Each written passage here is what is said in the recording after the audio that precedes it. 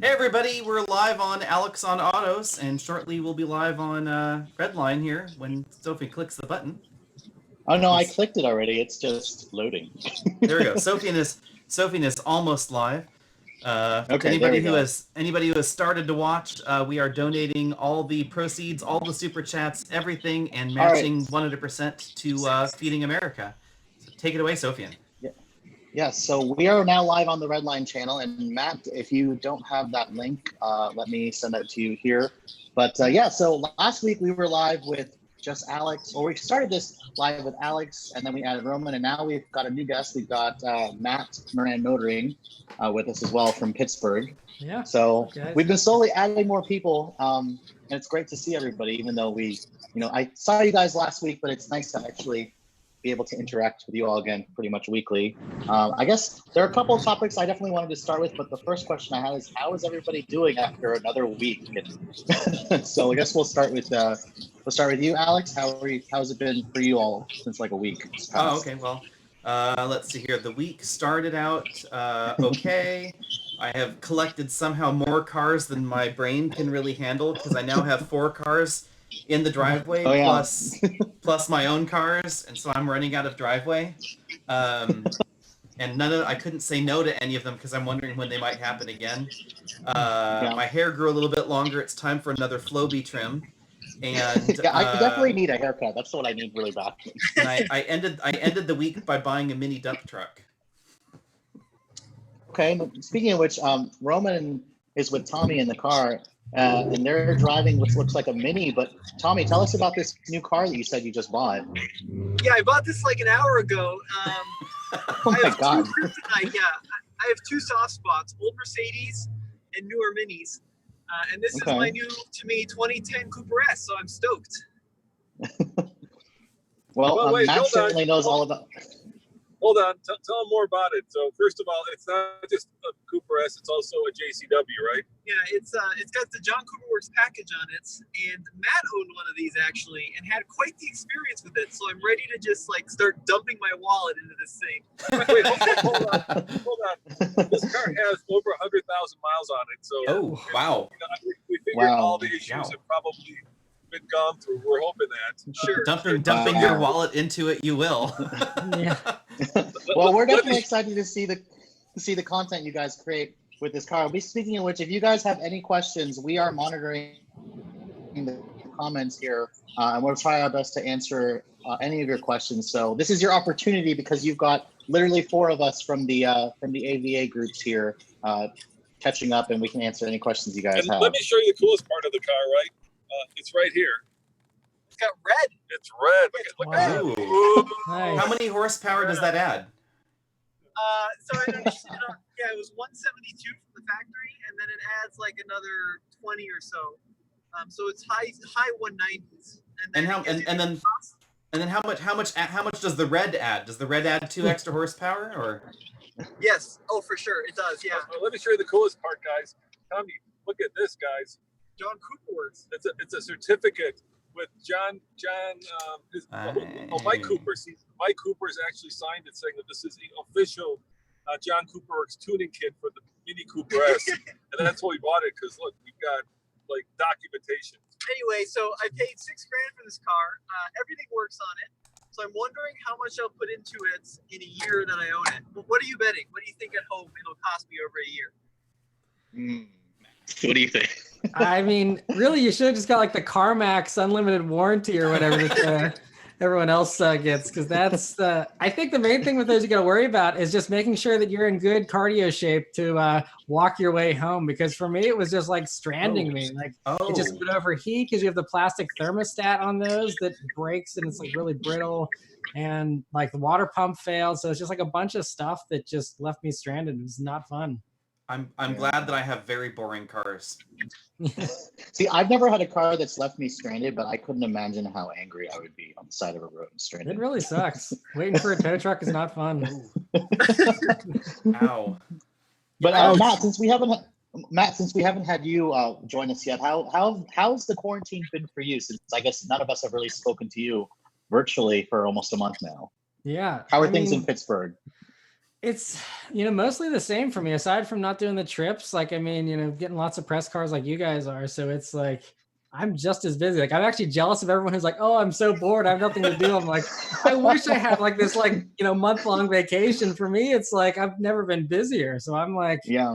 it's just like, obviously we're limited with where we can go, but work-wise, I'm still, trying out the videos, and they keep sending more cars, so I'll keep taking them. Yeah, no, we are extremely lucky here, at least in North America, that the press fleet companies are still operating. I know Canada is completely shut down and stuff, but no, yeah, Canada shut down their press fleet, so they're not giving out press cars there. So we've been pretty lucky here in North America. So I'm going through some of the questions here, and I want to get to some of these questions because I think Michael Earl asked about what do we think about the CT5 Blackwing. That's actually something that Matt, you just posted a video on. Yeah. I think today you just posted like an hour ago or so. Yeah. Like I was super excited to hear about the Blackwing, but we're not going to be able, unfortunately, to see it or drive it until next summer. So that seems like an eternity away. I'm just worried about the limited production because, I hope it's not hyper limited like the CT6V was, and hopefully they actually build a decent amount of them. Yeah. Yeah, Roman, I bet you're excited for that CT5 Blackwing, especially one with the manual transmission. Yeah, what was the one they just introduced? What did Cadillac just introduce a car where they actually took down the horsepower, where they said that they had too much horsepower for most people? What car was that, Tommy? Like the new V cars. Remember, they went from like 640 to 300 because the CEO of Cadillac was like, we want to make these cars more approachable. You mean the CT5 and CT4 Vs, but not the Blackwing models, which I think we all agree is confusing because they don't have the Blackwing engine in them and such. But at least Cadillac is bringing back the bonkers ones because we were all afraid that V was going downhill. Right, and basically all they ended up doing was renaming V Sport V and then renaming V Blackwing. I mean, yeah, it's just. I mean, I'm more annoyed by their whole putting the weird badges on the back end for what metric torque or whatever it is they're putting on the back of them, or metric torque like, rounded up to 50. Yeah, it's like it says no basis in reality. Yeah, so I mean, Matt, remember when Audi did that?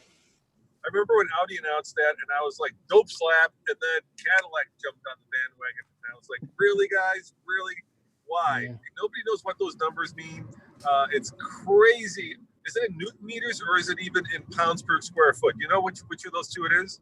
It's Newton meters. The Audis are Newton meters, right? Cadillac went Newton meters as well. Newton meters, yeah. Yep, because that's why the so CT I want to actually quickly mention this. What the hell is a Newton meter? So I want to mention this super chat really quick. Somebody asked Matt, "Are you going to play Forza with us while we're streaming gaming nowadays?" I'd be up for that. I got Forza Horizon, so I could totally join in with you guys sometime. Yeah, I mean, I haven't had a chance to actually play. I've had my social media guy doing it, but I've been really wanting to play. I've just been trying to make some time. I know Matt, you probably play more video games than I have. I haven't been playing as much lately, but yeah, I know it's something that people are doing nowadays. We're stuck with it. Yeah. Hey, by the way, guys, in Boulder here, we've got the most snow ever in the history of Boulder. And I wanted to just give you kind of a look at the mountains because it's incredible that here in the almost second half of April, we still have snow everywhere. So check this out, guys. Look at all the snow. Wow. And it's the middle of April too, Roman. What is this? If it makes you feel better, Roman, we had flurries today in Pittsburgh as well. I woke up and there was a light dusting on the cars, which is kind of crazy. We had 20 inches yesterday, Matt, so it doesn't make me feel better.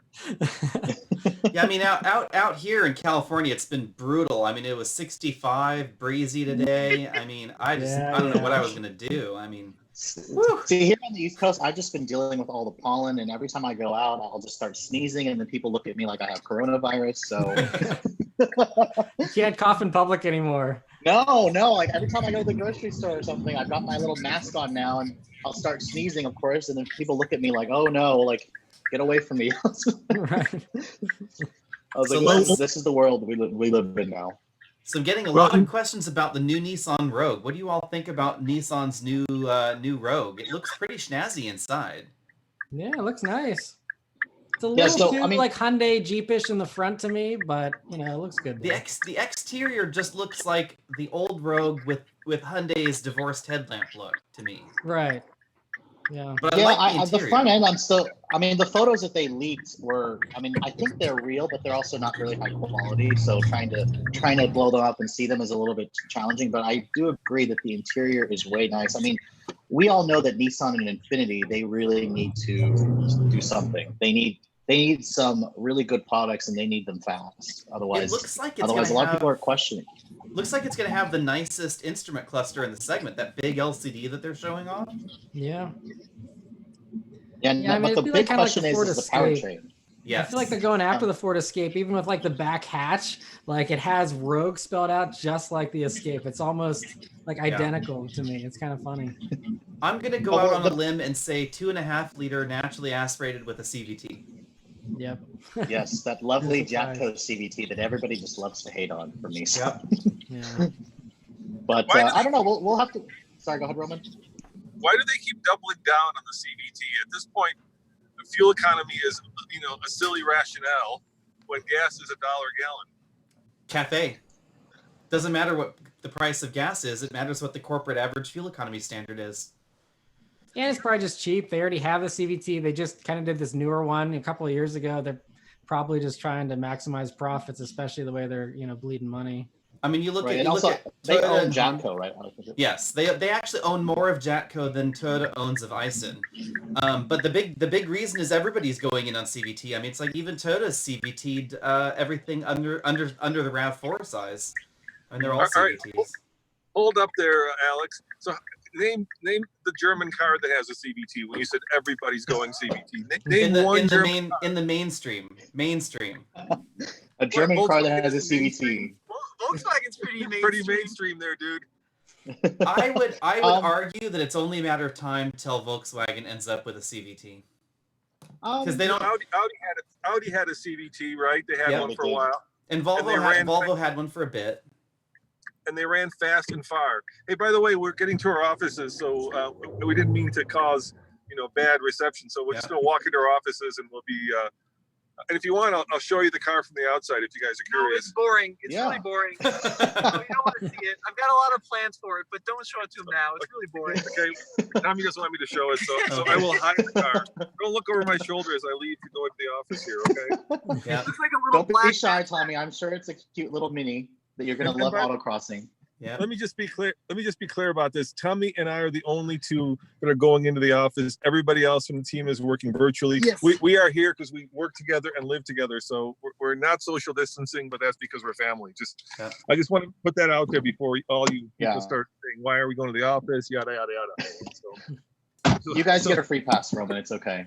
So sorry about that. Yeah. Okay. Here we go. I'll try not to show the car, Tommy. Oh, you can see it there a little bit. I think Roman did that on purpose. No, don't look at it. No. Oh, look, there it is. Look how big that mini is. Oh my God. Yeah. Look at all that snow there. It is very, very weird to see all the snow. Yeah, So we have a super chat here. I want to mention. Andrew Benner asked, "What about Infiniti announcing their bankruptcy?" I don't recall them announcing a bankruptcy. I know they're in trouble, but have you guys heard about them announcing a bankruptcy? No. They've announced some sort of restructuring here and there, but no. I don't think Infiniti is likely to declare bankruptcy. I mean, because they're part of Nissan, so all of Nissan would have to declare bankruptcy. It's a wholly owned division. I feel like Infiniti could just go away as a brand before they would just go bankrupt. Yeah, I think that would surprise Wendy too, who just moved there. She did. She and honestly, like, I wish her the best, but no, I don't think they're going to be declaring bankruptcy. I think it has mostly to do with that video that Doug DeMiro posted earlier today about Infiniti and how he feels they're going to declare bankruptcy. But that might be why I'm seeing it go up in the chat here. But no, they haven't formally announced that they're declaring bankruptcy. It's just Infiniti is in trouble, same with Nissan, and they'll be doing everything they can to fight to get out of this. So this pandemic certainly isn't helping them, that's for sure. We're getting a whole bunch of people here saying that there's a rumor that the Rogue is going to get a 9-speed auto, and that's definitely going to be false, because unless Jatco has suddenly geared up for stepped automatic transmission development for transverse applications, there's no way Nissan's going to be buying the GM 9-speed or anybody ZF 9-speed. There's no way. So it's Titan doesn't fit, right? That transmission. The rumor mill is that that's a Mercedes 9-speed. Ah. that it's a Mercedes design that was licensed, but of course Nissan won't comment. I asked them to comment officially, and they said no, they would not comment officially, either for or against. One. Yeah. But I mean, so we have another super chat. But we have another. Horrible. Look at that! Oh my God! Hold on, we have 2 super chats here. I need to answer. So Adam asked, "What are your thoughts on the Chevrolet Bolt?" He's looking for an easy commuter car. That's actually a car that I have this week, and I have to say it's a really easy commuter car. But Alex, I think you mentioned you don't like the seats in that car. No, I found the seats horribly uncomfortable. I guess if you're thinner than me, it'd be okay, but my shoulders don't fit between the sides of the seats, so I found it really, really uncomfortable. They seemed like rock hard when I sat in it too. I haven't had one for a week, but they were uncomfortable. And a few times I did a quick drive in it or whatever. It was not nice. Yeah, I think Matt, you drove it at one of the WAPA rally events, if I remember correctly. Yeah. Yeah, it's been interesting to drive that Bolt because it's definitely like my neighbor. He saw it from across the street. He walks over. He's like, "This is a really cute car. It's perfect for my wife." I was just like, well, I was like, I don't think you're wrong and such, but yeah, it definitely is a cute car. But some people either love or they hate the design. But there's another super chat here I want to quickly get to. That washer nerd asks, "What are your opinions on the 2012 G37?" I haven't driven one of those in a while. Have you guys driven one of those? I liked the G37, but at that time it was already Infiniti was already losing their way a tiny bit, so it just wasn't the same level of interesting as the G35. But there's nothing wrong with the G37. It was fun. No, the Infiniti G was when Infiniti was at their high point. Because I mean, right now, the Q50. I've been actually asking Infiniti for a Q50, and they don't have one in the DC fleet here, but. The last one I drove 2 years ago, that's when I think they gave it a refresh, and it still didn't have great steering. But Alex, you just looked at a 2020 with the CarPlay, didn't you? Yes. At that Infiniti program. So it's like I don't mind the Q50. They've made it easier to avoid the steer by wire. I think the Q50 is a good deal. The 400 Red Sport's fun. It's not trying to be an M3 or even an M40i really. I mean, it's not even trying there, which is fine. It's like the thing I liked about the Q50 is that it reminded me of a Japanese interpretation of an American muscle car because they gave it 400 horsepower and they did like nothing else to the car. So it's really easy to break the rear end loose, and it was fun.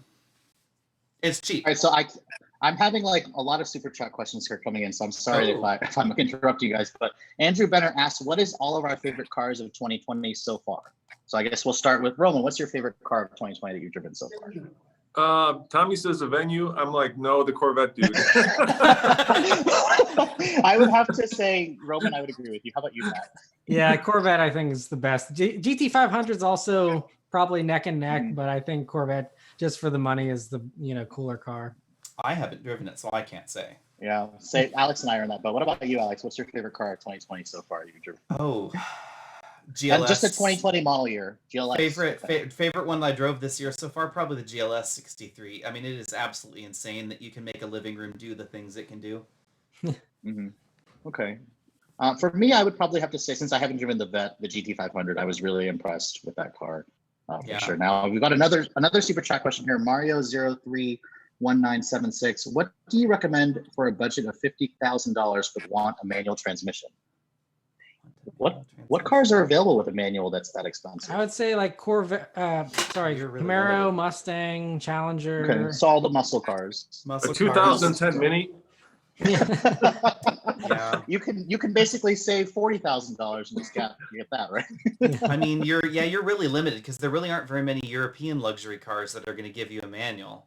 370Z is still available, I guess, too. Yeah. I mean, there's a lot of choices, and then you can also get a 3 Series. Or actually, no, not the new one. You can M2. get an old one with the M2. Yeah, M2. That's true. The rumor is that the M3 will have one eventually. That's gonna be way more than 50, though. Yeah, that'll be closer to $80,000. 50 is a tricky budget range because it's not quite luxury and it's not quite mainstream. C7 Corvette would be a fantastic used choice if you're open for something used. That would be really good too. Oh yeah, I've seen some of my Chevy dealers around here put like an advertisement that says 12 grand off the sticker on a C7. Which is the leftover new insane. ones. Yeah. So another super chat here. Timothy S asked, the new Type S versus the S5 Sportback. Well, I really like the S5 Sportback, but nobody has driven the Type S, so we can't really answer that question just yet. Sounds promising though. It does. I'm wondering what kind of power numbers we'll really see on the ground because of the transmission design. So, fingers crossed they fixed it. Yeah. So what do you, I haven't gone over to one of my little questions here, but what are you guys driving this week? So Alex, we already got to you. Matt, what are you driving this week? So I have the Hyundai Venue in like apple green or whatever it's called, Ooh. very bright. Oh, And then okay. I have Nissan Sentra, which I actually haven't driven yet because I didn't go on the launch event for that. So I'm. Is it orange? It is not. It's actually white with a black roof, which is kind What? of sharp. Okay. Yeah. Well, that looks different. I thought that all I'm their sure that press looks really cars were good. orange. And was yours orange? Ours was orange too. Yeah, it seems like everybody that's had one's had an orange one. It Because looks usually I get the great same in cars that orange. Sophion gets, so that's surprising. Yeah. So Yeah, that is. we got the Mazda 3 and the Seltos, and Tommy and I took them off road, and they CX-30, sorry, CX-30 and the Seltos, and we took them off road because they compete directly, and they both have fatal flaws. And that video is coming up this Sunday on TFL Car. There's a shameless promo, guys. There you go. Yes, make sure I'm actually very curious to see that because I know last week you told us, Roman, that you guys were going to take the Venue off-roading. How'd that work out for you? No, I had to tie Tommy down and just tell him to knock that off, because the experience with the Seltos and the Mazda was so painful that we. Yeah. I'll tell you what happened. You'd have to watch the video. The Mazda has exactly 6 inches of ground clearance, Tommy, which is not a lot. Yeah. Anytime like you hit a fat rock, you're stuck. Seriously. And the transmission, the dual clutch overheated in the Seltos. Dual clutches are really bad off road, and so they both got Overheated. pretty nowhere. Yeah, I've always wondered, like, does anybody know where is actually the temperature sensor in Hyundai's 7-speed DCT, because it's a dry clutch? So where is the heat sensor? Is it actually part of the clutch mechanism? Then they're measuring the dry clutch temperature, not the fluid temperature? Yeah, I don't know, dude, but yeah, you get a little warning, and then you're like, okay, it smells. It's right. I mean, the smell comes first, right? Before the warning. Yeah, you will notice. But you know it. Yeah. So when does your Golden Hitch award come out? That came out on Thursday. Came out on Thursday. Thank you for asking. I'll give you the results if you want. The best off-road truck of the year in midsize was, can you guess? Anybody guess? It's pretty easy. Gladiator. Yeah, exactly. The Gladiator. That was that is a damn good truck, though. And you guys just added one to your fleet, didn't you, Roman? Yeah. And I bet you can guess all these. So the next award went to the best full-size diesel. There are 3 in that category. Obviously, there's a I would Ford, go Silverado. the Chevy. What are you guys saying? Yeah. I mean, maybe the Ram. The Ram? No, it was a Silverado. Yeah, that one won. The next award was the best heavy-duty off-road truck, and the 3 in that category were the Power Wagon, the new Tremor, and of course the GMC AT4. So, which of those do you think won? I would Power Wagon myself. If I had to choose. Yep, Power Wagon won it. Nice. Yep, you're 3 for 3. And then, of course, we did the dualies, the big dualies. Which dually do you think? Was it Ford, Ram, or Chevy that made the best towing truck? I would F-250. I would F-250, 350 if it were me. Yep, you got it. You knocked them all the ballpark down. Congratulations. That's apparently Roman and I think too much alike. That's frightening. So thank you for asking. Those were the Gold Hitch Award winners for this year. Okay. What was your category for hybrid compact crossover towing? Yeah, I saw that video. I saw that picture. How much were you towing there? What, 4 or 5 pounds? Yeah, we did it. We towed 2,000 pounds, so we went 15% over the tow capacity of the RAV4 very deliberately. I know we're going to get lots of shit for that being unsafe, but very deliberately we put a heavier load on it than the rating in America, primarily because in Europe the rating is 3,500 something pounds.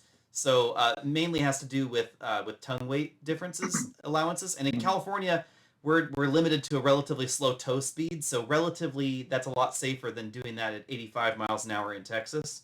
But actually, I was surprised it did fine. So we did a 6% grade up to 7,300 feet, and it did not blow up, which kind of actually made me a little sad. What was in the trailer? Pillows? What were you towing? I was towing a 14-foot box trailer that is not aerodynamic at all.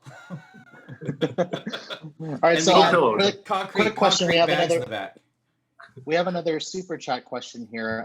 Marcus Dance said, Hyundai versus Honda. He really wants to know specifically whether we like the Accord or the new Sonata, since we've all driven the new Sonata. And apparently, there's also a picture circling around of the refreshed Accord going on the internet. I haven't seen, which I have not seen. Either. We That's just saw a tricky one. We just saw a brand new Sonata in the wild with the Okay. Domino's delivery placard on the roof. I'm sure that's an image that Hyundai would love to get out there. Brand new. Well, Well, I just love the Sonata commercials with that Smart Park and how everybody's been I guess saying that commercial every time they have one. So it's, I don't know, to try to pick between the two, they're so different. But I mean, we all drove the new Sonata, which we all kind of, at least I consider the Accord to be kind of the benchmark. I never really warmed up to the Accord's looks in the back. I still see him in the back, and I see like a lobster claw for the tail lights, and that's not something that I still like the Accord just drives so nice that it's to me, the interior is pretty close to Sonata. It's not quite as high tech or exciting as the Accord or as the Sonata. Right. So, but to me, the Accord's so much of a better driver. It's just the better choice. Yeah, I think that Hyundai is really hungry for sales, and so they're So they made the really hungry opening. No, but like if you line them up model to model, you just get so much more like stuff in the Hyundai, right? I mean, they just give you things that you would get in the next segment up that you don't get in the things that Honda now considers premium and puts in Acuras, right? Hyundai puts in their Sonata, and like that feature where you can summon the car and it actually either parks itself or comes to you. I mean, that's something that we saw not that long ago in a 7 Series BMW, and now it's in a Sonata. I mean, that's pretty crazy.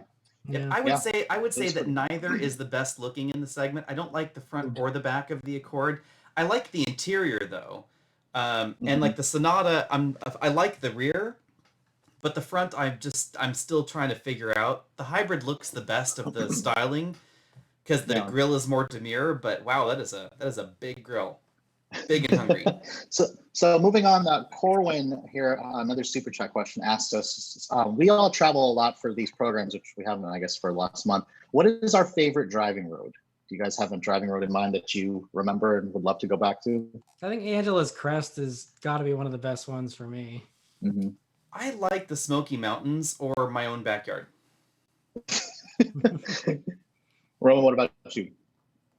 Oh, I hate Angela's Crest just because every video from California is always, the second I see that, I'm like, oh, I get that. I think, I love the road from Vancouver to Whistler, right? They built that for the Olympics, and it's just spectacular. It's got everything you'd want, right? It's got incredible fjords, incredible mountains. It's not exactly like, you're not going to go tearing down that road because the speed limit is so incredibly low. Yeah, but as just a road where you just want to drive it, it's just beautiful. I mean, it's got everything. So for me, I'm going to have to represent the East Coast. I love Tail of the Dragon. Every time I get a chance to go out there. I know Volkswagen had the GLI program there for the Jetta. Was it last year? Roman, were you on that program? I can't remember if you were. Yeah, I was on that program, but I've been on that. I've been on the road. What's the worst I remember road? What's the worst road? Yeah, any road in Florida. Hell yeah. Florida. You know what the worst road is? The road from Miami to Key West, because you think in your head, you're like jumping dolphins and palm trees and sexy beaches, and what you get is like Waffle House, Walmart trailer park, Waffle House, Walmart trailer park, right? Like scary biker bar, Waffle House trailer. You get the idea. So if I could pop in here, we have thanks to everybody who's been donating to Feeding America. So you can hit the donate button there right in the video to donate to Feeding America. And Alex and Autos will be matching 100% everything from this video. So all the super chats, all the donations, and all the AdSense revenue, etc., will be matched 100%. And then we'll be sending that check off to them next week. So thanks to everybody who's done that. And then to Right Lane Hog, who's asking about the hybrid tow test video, we actually did a second video, and we were aping Roman, Micah, and TFL cars. So there'll be a little bit of music. It will be the towing torture test. So Hey, look forward to that one. The car did not blow up, actually, sadly. It didn't actually overheat. It got toasty, but like I was diverted from this a little earlier. But actually, 238 degrees was as hot as the electric motors ever got. And Toyota says that the service interval is somewhere north of 300 degrees Fahrenheit. So, oh well. Okay, I'd be curious to know how many people are actually towing with their RAV4 hybrid. Nobody. Alex. Nobody. Yeah, nobody. speaking of hybrids, Brandon Tube asked, "What is our opinion on the Honda Insight, the current one? It's been a couple of years since we've driven one. I haven't seen it. I don't see very many on the road. That's for sure." Yeah, it's not your dad's Buick, is it? I don't know, man. That's like where did the design come from? Those covered up back wheels. Oh my gosh! I think. What are you thinking of Clarity? Like the Insight. The new Insight. Oh, the Civic Hybrid. The Civic Hybrid. Yeah. It's a perfectly good car, but for some reason it's not selling very well, and I think it's because it's a car. That's the problem. Yeah. It's like, well, Honda finally came out with the CRV hybrid. That's what they want. It's a sedan. It's not sold as a Civic, and the fuel economy is not Prius and not Ioniq. But the performance is better, and a lot of people, I think, in that segment are like, but why would I hybrid if I don't get good fuel economy? Is it better than the Corolla hybrid? Oh, no, the fuel economy is not, but the performance is way better. Performance is better than anything else in that group. So here's my problem with that. I went on the program, I drove with Nick, and what I remember about the car was that I got to go fly in the Honda Jet. Yes. that thing was about the same size as an Odyssey on the inside, I remember, but it was the coolest experience. And I remember because my videographer was not allowed to fly in that jet. He was very salty about that. So we have another super chat question here. So between the four of us, who is the best driver on the track? Tommy. Tommy's actually really good on the track. He is. He's really good. He's not. He's not. Why don't you come over here? Come on. I'm going to tap out for a second and let Tommy take over. Mr. Stig here. Come on. Oh God. No, I'm really slow. My vote would be Matt because I'm really cautious. Yeah, I'm a little more cautious. Matt, I'd say you're pretty good. I appreciate on the track. it. But I haven't seen driving Tommy schools on have the you track. guys done? Have you done a decent amount of the high performance things? That might be a good way to like judge like who has the most education. 3. I've done maybe like 3. Yeah, like 3. I think not too many. I've had some experience with front wheel drive and rear drive, but we don't focus on performance cars very much, so it's not something that I've ever really bothered to spend much time on. I remember this video Sophion did. I think it was in the Fiat 500 Abarth with his videographer behind you, like screaming the whole time to go faster. yeah, that was at an AVA event because Rob is absolutely crazy, and he everything's a race for him. So of course I'm sitting there in that Fiat, which I did not like because you feel like you're sitting on a car that's like has stilts on it, and the whole time I'm going around and it feels like it's gonna tip over, and I don't like that feeling. So I'm sitting there like slowing down the corners, and he just has his foot to the floor. I'm just like, I don't feel like rolling over today, so that's fine. You can just ride my bumper. That's fine. So Tommy, which came first, the shirt or the wall? Yeah, good question. I'm like, it's my camo look. I completely. I know you're almost go over hidden there, here, Tommy. like, Your head's gonna start floating. So I have another super chat question here. This one's actually for Roman. That washer nerd asked, Roman, what about the 7 Mile bridge? I'm not entirely sure what that means. Yeah, for driving on the roads? on the driving roads. Yeah, not a fan of the 7 Mile bridge. I'm not sure we ever get there on our drive routes because it's kind of a long way from like Miami where we're usually staged, you know? The problem is it's straight. It's straight. Yeah, I mean, there's nothing changing there. So it's not like it doesn't show well on camera, and it doesn't show. I mean, and it's not exciting to drive on. So speaking of Key West, we just had the Venue, and I didn't really love it on the drive program, but when I drove it for a week, it's a really good little car. Mm-hmm. It's really fun. It's a great value. So I think of it as a replacement for the Accent hatchback. I think that's, if you think of it that way, it's a great car. I had the Nissan Kicks last week, and then this week I have the Venue. And like comparing them directly, the Kicks was a lot more fun to drive, in my opinion, though, than the Venue. Really? Yeah. I would probably agree. Yeah. Oh, so I have another super chat question here. Actually, this one is probably more for you, Tommy.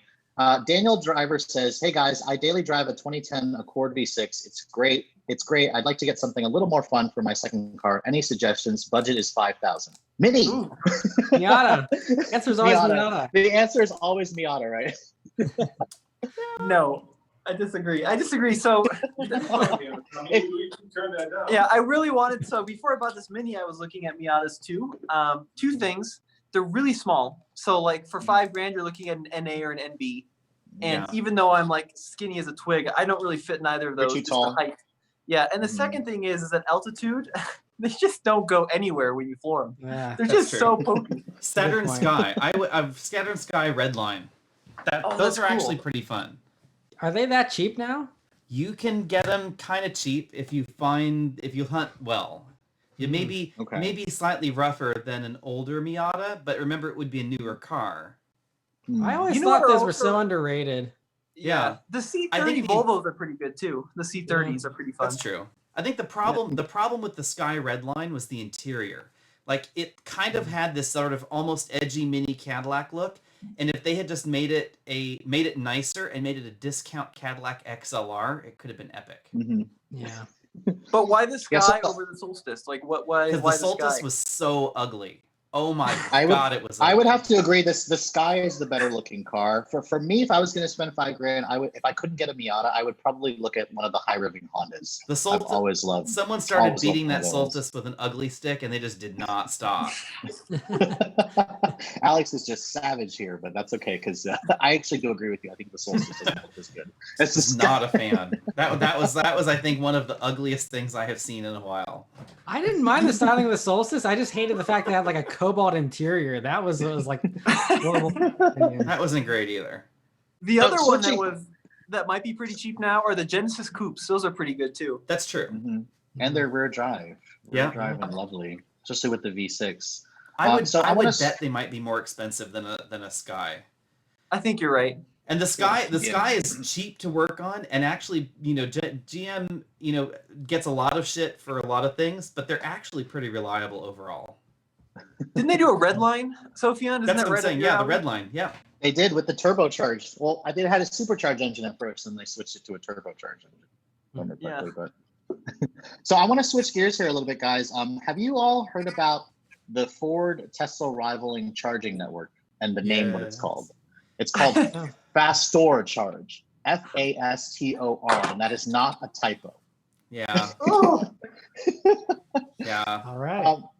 But yeah, they released a photo of the logo. Let me see if I can try to find that picture. Actually, I like the idea. I mean, it's like bully for them for trying, but oh my gosh, couldn't we have found a better name? Isn't there something? I don't understand why they call it fast. So can somebody explain to me why it's called Fastor Charge with like an O?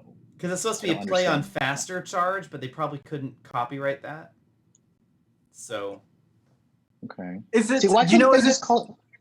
Sorry, go ahead. No, is it J17? Like, is it a CCS type plug or? It's a CCS plug. So how is it different than like an Electrify America charger? Is it just going to be for the No, it's just their network. So supposedly everybody will be able to charge there, but it's going to be Ford is going to be basically competing with Electrify America to create a fast charging network that everybody can use. And supposedly they'll also be trying to strategically locate their charging stations to assist in EV development and EV sales. So what you're saying is it's another account password to forget is what I get from that. So I want to show you guys really quick what the logo looks like. Here, let me actually share my screen here. Yes, but remember, Ford is doing their Charge Pass, I think it's Charge Pass, right? Whatever they're calling their network conglomerate widget, so that way you'll be able to use one card on Electrify America and their charging network and ChargePoint and Blink and blah, blah, blah, blah, blah, blah. So you'll be able to use one card for them all. Dude, this I gotta see. To rule them all. I love Electrify America, but every time I go there, it's a phone call to tech support. Okay, so yes, there's the logo, Fast Tour Charge. Yes. So like the thing is with this logo, I don't really understand. Like, is that real? That is real. That is apparently the logo. Fast Door Charge, and I see several problems with it. First of all, I think they need to change the font. The font needs to be changed completely because it kind of just looks like it's stuck in the past. Yeah, it looks like it's like 100 years old. It is not ideal. Let's go there. And then also, do you see a problem with the 2 prongs? Like that's a 110 it outlet. is That shows that it kind of signifies it's a slow charge. Like why isn't it the quick charger? I don't understand. yeah, it is not ideal. Sophion, did you make this? Is this like something you just threw No, up? I did not. I did not Photoshop this. It looks like clip art. That like is it, old school, yeah. like Windows clip art. Yeah, I think they could have called it something better than fast or like maybe rapid charge. I mean, I know they can't use supercharger, they can't use like turbocharger or something. They should call it like mock charging or something. Yeah. Yeah, so I kind of hope that they that they do something to change that whenever it decides to come out. But I mean, it's great that they're going to be doing their own fast charging network, but the name kind of is a little unfortunate. Yeah, it is. It really is. Yeah. So here's a good question. So, can someone explain here why 0 to 60 times from different manufacturers and how some cars have lower horsepower and are faster, blah, blah, blah. Basically, why are there all these differences in 0 to 60 times out there? So my first answer there would be, remember that we're not all testing cars in the same place. Like Roman's testing them and Tommy are testing them at over 5,000 feet, right? So it's like, and I'm testing them at sea level, essentially. The altitude above sea level at our test location is 15 feet. So it's as close as we're really going to get. Some outlets do 1 foot of rollout, some don't. We do 1 foot of rollout, and a lot of people give a shit for that. But to be perfectly honest, lots of people do. So until it becomes a universal standard that there's no rollout, we'll just pick one because that's what our testing device gives us. And then lastly, on the why some cars have, like you say, give an example here, BMW X5, why is it faster than the Ford Explorer ST? Sometimes curb weight comes in, and then sometimes manufacturers honestly lie on their power output figures, and BMW is a well-known liar. So generally, they will make more horsepower than they claim. That's it. The other thing too is like if you ever talk to the Motor Trend guys or the Road and Track guys about how they do their 0 to 60 testing, like they beat the living snot out of those cars for a whole day straight. Like they will do everything in their power to get the fastest 0 to 60. Oh yeah. Be it like at the cost of the engine or transmission. Whereas like we'll just roll into it from a stop because that's how most people are going to accelerate every day. Yeah, That's we never use launch control. Even if it's available, the launch control is not in the measurement. Or if there's a big difference, we'll talk about it, but it's not going to be the one that's listed on the screen. That's just going to be brake pedal, accelerator pedal, go. And we're never going to roast the clutch in a manual. We're going to drive it, as nicely as possible. Obviously, a quick launch with a manual, but I'm not going to let it sit there and burn the clutch up. So, speaking of which, manual versus automatic or like dual clutch. We have a question here. Nadeem asked, what are our opinions on the new Hyundai Veloster N with the dual clutch that's coming? Ooh. Are you guys excited for that? I am. That 8-speed DCT in the Sonata was very nice, if you recall. It was, and that was still in like early production. Yeah, but it was much smoother than their 7-speed because it now uses a wet clutch. So it's not as smooth as the Audi or VW DCTs, which I think are still the best, but it was pretty close. So can I ask you a question on that subject? What's the point of putting the DCT in like the Seltos? I mean, what's the advantage there? But is it really that significant over like a torque converter? Yeah. So supposedly DCT from torque converter to DCT, you completely remove the pumping losses and any torque converter losses because there's no torque converter. So supposedly the efficiency improvement is between 5 and 10% depending on the design of each transmission. So then you've got the fuel economy benefit, you got a slight performance benefit because they can shift faster and there's no loss. Yeah. And then there's also a weight benefit because they're slightly lighter. I really worry about those transmissions long term, especially in those vehicles that aren't necessarily like an enthusiast vehicle. I mean, for one of those in traffic day in and day out, if you live in like LA, I mean, they're really fast, they're responsive, but from a stop to like 3 miles an hour, you can definitely feel it riding the clutch, and if you do that enough times, you'll start to smell it as well. So it's definitely a concern of mine. Yeah. So I have another super chat question I want to answer really quick. If you guys had about $35,000 to spend on a fun car, Tyson Cupper was asking, would you do high mileage 997 911, Mustang GT, Camaro 2SS, Mazda BRZ, or buy a Z06? I'd buy the new car. Yeah, I would probably go for. I mean, the Mustang deals right now are insane. I saw Ford is doing like 10 grand off the sticker, and they have 0% for 84 months. Yeah. So I would probably look at a GT, and of course, Matt, you probably would agree with that since you have. Yep, that's it. You have a bullet. What about you, Tommy? Would you do the? I have a feeling you maybe mod something. You like? Well, I would consider a 2010 Mini in there. I'm really trying to increase the prices, especially after what Matt said of the liability record. Hey, No, actually, I love driving minis. They're fun. They're fun. I would do the 997. I really love that generation of Porsche, and the 997s. They're after the 6s, so they should have a better luck with the IMSs overall. The IMS bearings, which is a catastrophic flaw, but they're really well-made cars. You can get them now for low 30s, as he mentioned, and I think in terms of dynamics, it's really hard to beat even an old Porsche. Yeah.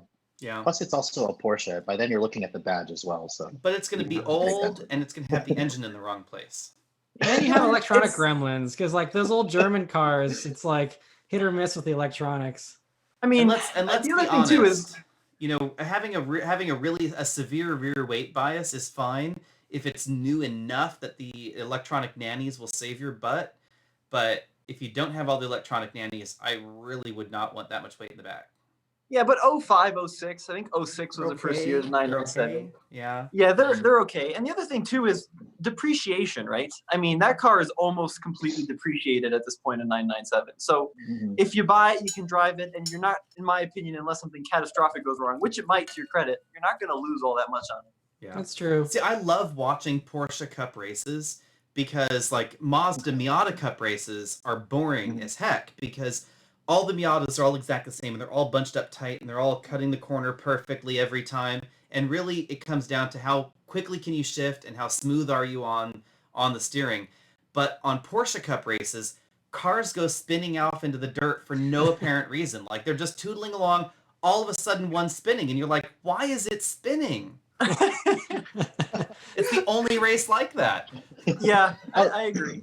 But the good news is like on a 1970s 911, that could happen to you on the street. But by 2006, the performance standard was raised so high that you really got to be hauling before it'll start spinning out on you.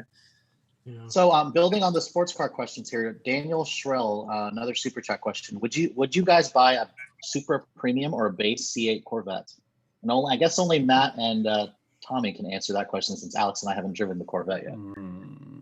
I think it comes down to what type of driving experience you're looking for, because the Corvette now with the mid-engine setup is just so much more planted. The Supra like loves wagging its tail, and like I would be like nervous going full throttle in the rain in a Supra. Corvette, I would not have a worry. So it's like I think the Supra is more playful, but I think the C8 is the more competent car that I would want to be taking around a racetrack just from a confidence standpoint. So I guess it depends. Do you want a secure feeling or do you want a more, I guess, on the fringe type of feel? Because I think the Supra feels a little more rebellious. Yeah. I have to see, here's the thing with that. I have to admit, even having not driven the Corvette, I would probably lean towards the Corvette because it seems more visually exciting. So that might be my thought there. And you can get it with a convertible, which you can't get with the Supra. True. And no, I'm not going to go buy the BMW because the BMW doesn't get as much stairs and looks as the Supra does. But the one thing about the Vette that I love is the convertible aspect for sure. But the one thing I also want to mention, the Corvette, good luck trying to find one for sticker. Like there's none of them a sticker. And most of them order them, they're over $70,000. But right now, if you want to go buy a Supra, I've seen 2020 models, dealers are discounting them like $8,000. Here's So a you good can question. get them for actually a good Someone's deal. asking, what's the weight balance in the new Corvette? What is it? I don't know. I'm trying to remember. I thought it was something like, maybe Tommy remembers. I think it was like 54 or 56 rear. Yeah, it was like a tiny bit over half. Yeah. Okay, so slightly rear heavy. That's nice. Okay, I could do that. That'd be good. You know, I know this is not an option, but I think Matt really touched on a nerve earlier. The C7 is such a brilliant car that's completely forgotten about now because of the C8. Yeah.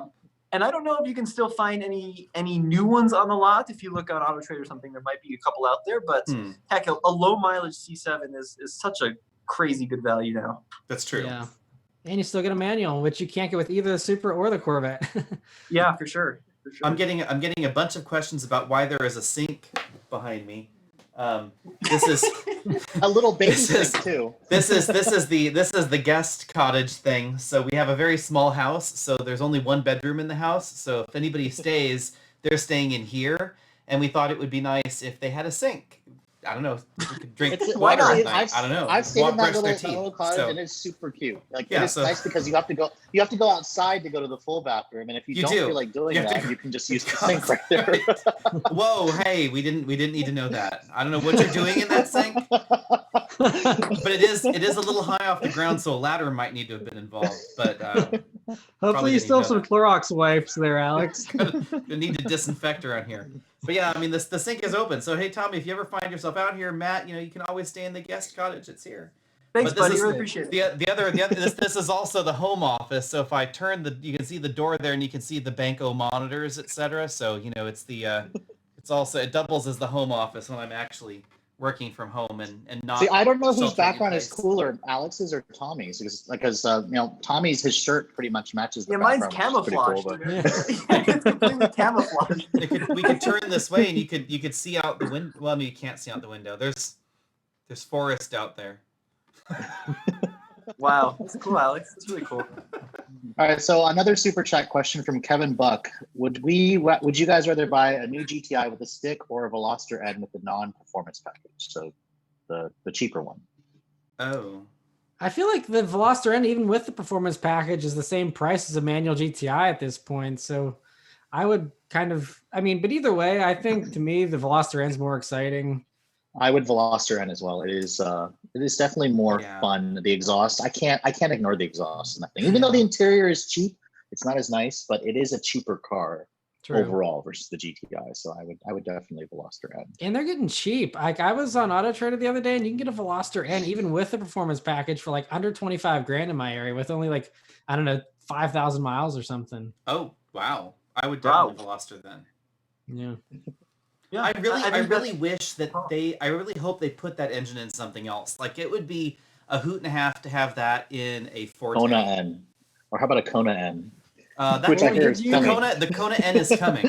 Kona N's Yeah. coming. We've heard. The rumor mill is Kona N's coming. It will have the 8-speed wet clutch DCT, and it will have all-wheel drive. As a matter of fact, supposedly there was a debate initially, and all-wheel drive had gotten cut, and now supposedly all-wheel drive has gotten put back in the mix. So I don't remember if this was a while ago. Hyundai released that it was basically a race car concept of their mid-engine Veloster. What was it? Something on the RM 19. RM19. Yeah. Yeah, and I had an opportunity to drive that, and that was the most scared I've ever been behind the wheel. And Alvin awesome. Bierman watching me from the wall, who was like the product lead on this. And he just I don't wanted know you to what go I'm faster. doing. That's all he wanted you to do. Yeah, I'm a 22-year-old nerd, and there was this German race car driver next to me who was like, "Okay, if you wreck this is more than your life." I know. So that was the scary thing. But that had the new 8-speed, and they asked us to rate it. And quite honestly, I didn't know what to say because it was a full-blown race transmission. Yeah. It had a clutch pedal, but then it was clutchless shifting. So I'm curious to see what the actual production version will be like, because if it's anything like that, actually make one. Let's hope they actually make it. Well, Because Yeah, it could be just a development machine. That's my worry.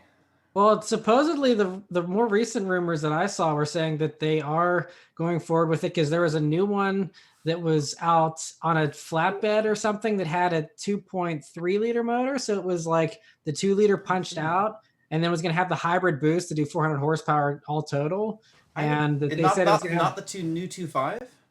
No, this had had a code thing on the back that suggested a 2.3. The Korean car blog had a write up on it, and then they also have been testing a Veloster N running around with a 2.5 liter motor in it. So there's rumors they'll just drop the 2 liter altogether, run the 2.5 and everything that's around that horsepower level. wow. That would You be guys know logical. your 4-cylinder Hyundai engines inside So and out. I there's, must say. So there've been but someone asked here, what's the difference between a wet clutch and a dry clutch? Just to quickly answer that one. So a dry clutch is literally it's like a regular manual, so the clutch is just hanging out there in the open air. Usually it has somewhat of a seal, but there's often a breather hole.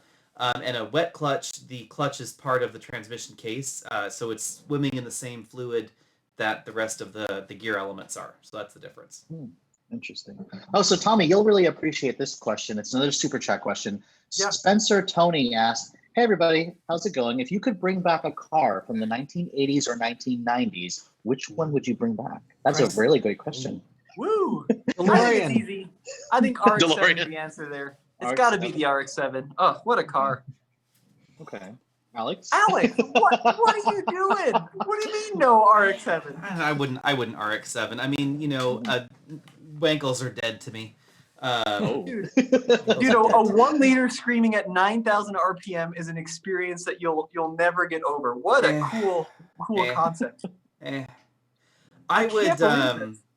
I would bring back a totally bat crap crazy big V8 Cadillac front wheel drive because they're stupid, or a Chrysler Imperial.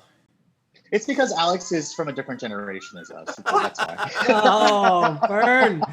Oh, Basically, we're over here, RX-7. Alex is like, you know what I really miss? The Chrysler TC by Maserati. Oh, that was a quirky car. That was a quirky car. I could handle that. North Star over here.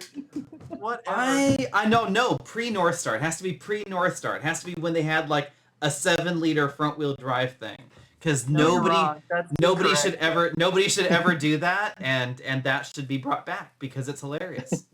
See, How about I you, would bring back probably a 300ZX or the Mark IV Supra. I love those. Those are my favorite cars from like the 90s eras. And I would love to see those come back. But I noticed like we all were kind of sticking more than like at least I've always liked Japanese. Tommy, what your pick was what was your pick again, Tommy? RX-7. Suzuki RX-7. Samurai. So you were Japanese. Roman says the Samurai. That was brilliant too. I mean, there were a lot of good stuff. The 80s and 90s, I feel like is going to be like our classic cars. Like 20 years from now, like it'll be the classic cars, and it's the ones that you should get your hands on if they're in really good shape. But they're also they're appreciated. Yeah, Matt, they're how already about you? skyrocketing. Yeah. Yeah, Matt, what would you bring back? I mean, DeLorean, I think, is like the first pick, but I also think the GMC Cyclone is like Well, that's a good kind one. of awesome and something that at the time was like beating Ferraris. So like if GMC came out with a slam truck that could keep up with a Ferrari today, like it'd be mind blowing. Ooh, someone's asking, what about Chrysler Crossfire SRT? I would say that I liked the concept of Crossfire, but Mercedes was holding Chrysler back, and Chrysler could not release their ultimate crazy while Mercedes still owned them, and I think that we see that now. What concept did you like about the Crossfire? What could you possibly enjoy about it? I thought it was great. I drove one. I reviewed one. It was fun. Because here's the deal. So basically, everything that FCA has that is not a truck is a Mercedes, only it's got a big American engine and a nice German transmission on it. That's the way to go. So if they had crossfired and they had a ZF transmission, if they threw away the Mercedes transmission, had a ZF transmission, and a 5.7 and 6.4 liter V8, it would have been awesome. But instead, they didn't. They had a Mercedes engine and a Mercedes transmission, and it wasn't awesome. So, What about the looks? What about the Jeremy Clarkson, a dog pooping look on the rear end there? I was waiting for that to come up. I thought it looked amazing. I liked it. I thought it was great. I thought all of the Crossfire was great. I think what the about the drop top Pacifica, Alex? That's the same thing. Ooh. But here's my problem with that era of Chrysler was like I had a Chrysler LHS because I'm that old. I bought it new. I had in 1999. I bought a brand new Chrysler LHS, and it was epic. It was huge. It was enormous. It was bigger than the current generation long wheelbase S Class. It was enormous. So it makes a good car. It was hilarious, and I put 130,000 miles on it in 3 years, and not even a light bulb burnt out. Anyway, totally random topic, but I was really interested in the 300 concept because if you recall at the auto shows, what Chrysler was showing as the future was theoretically the LX platform that came later. Only they were showing it in this absolutely gorgeous, enormous American-sized 2-door 5-seat convertible. That was beautiful. God. It was beautiful, and big. And they were promising, big Hemi engines under the hood and gorgeous stitched leather dash and real wood trim and all that kind of stuff. And what we got instead was the original Chrysler 300, which was awful. So Alex, That's Alex, we another should cool car. clarify. I don't know. Yeah, And so I bought a great. Volvo instead. Alex. So your LHS that you loved, right? Yeah. If I recall, wasn't that like a longitudinally mounted engine, or it was like longitudinally Yes. mounted engine, but front wheel Longitudinally drive? front wheel drive. Yes, very Audi. Very Audi.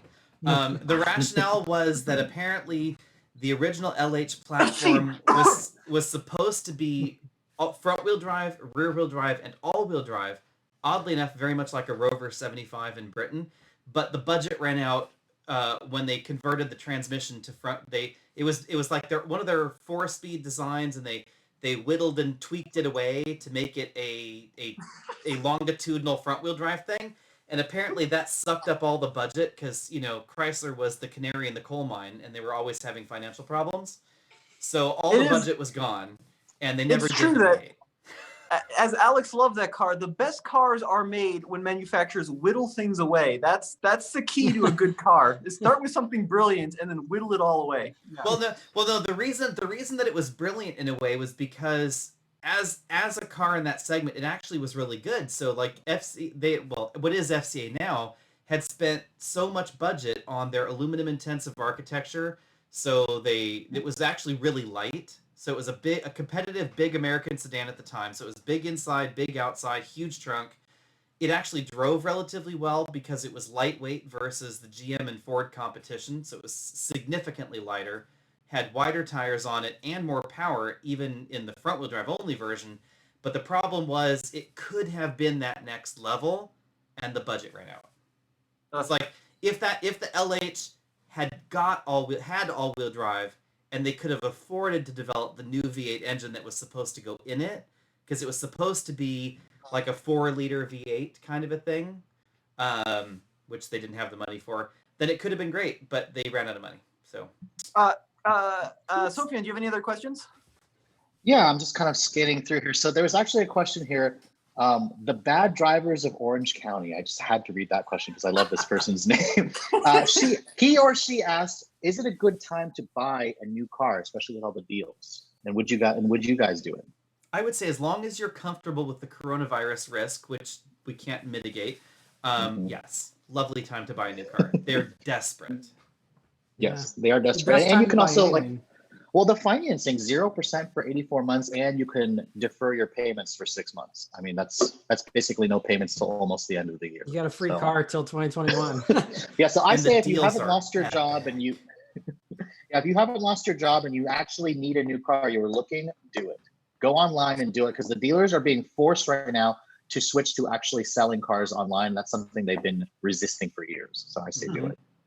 And that's why Tommy went and bought a car today. And they're listing a lot of their great deals online. Like the local Ram dealer is giving $13,000 off, no haggling. I mean, that's pre-haggling, etc. $13,000 off a brand new limited Ram 1500 Eco Diesel. Wow. I know. Crazy. Whoa. Wow. So one of the questions I wanted to talk about is, what do you guys think of the 2022 Mazda 6 that's coming out? Switching to a rear drive platform, and it's getting an inline 6. I love inline sixes. I'll believe it when I see it. Is what I'm going to say on that. Well, the thing is, they got Toyota bankrolling it, so I think that's makes it a done deal in my mind. I don't know. Yeah, as long as Mazda doesn't go bankrupt in the meantime, which I hate to say, but is honestly a real possibility. And if anybody is going to go bankrupt in the next 12 months, Mazda's probably high on the list. Oof.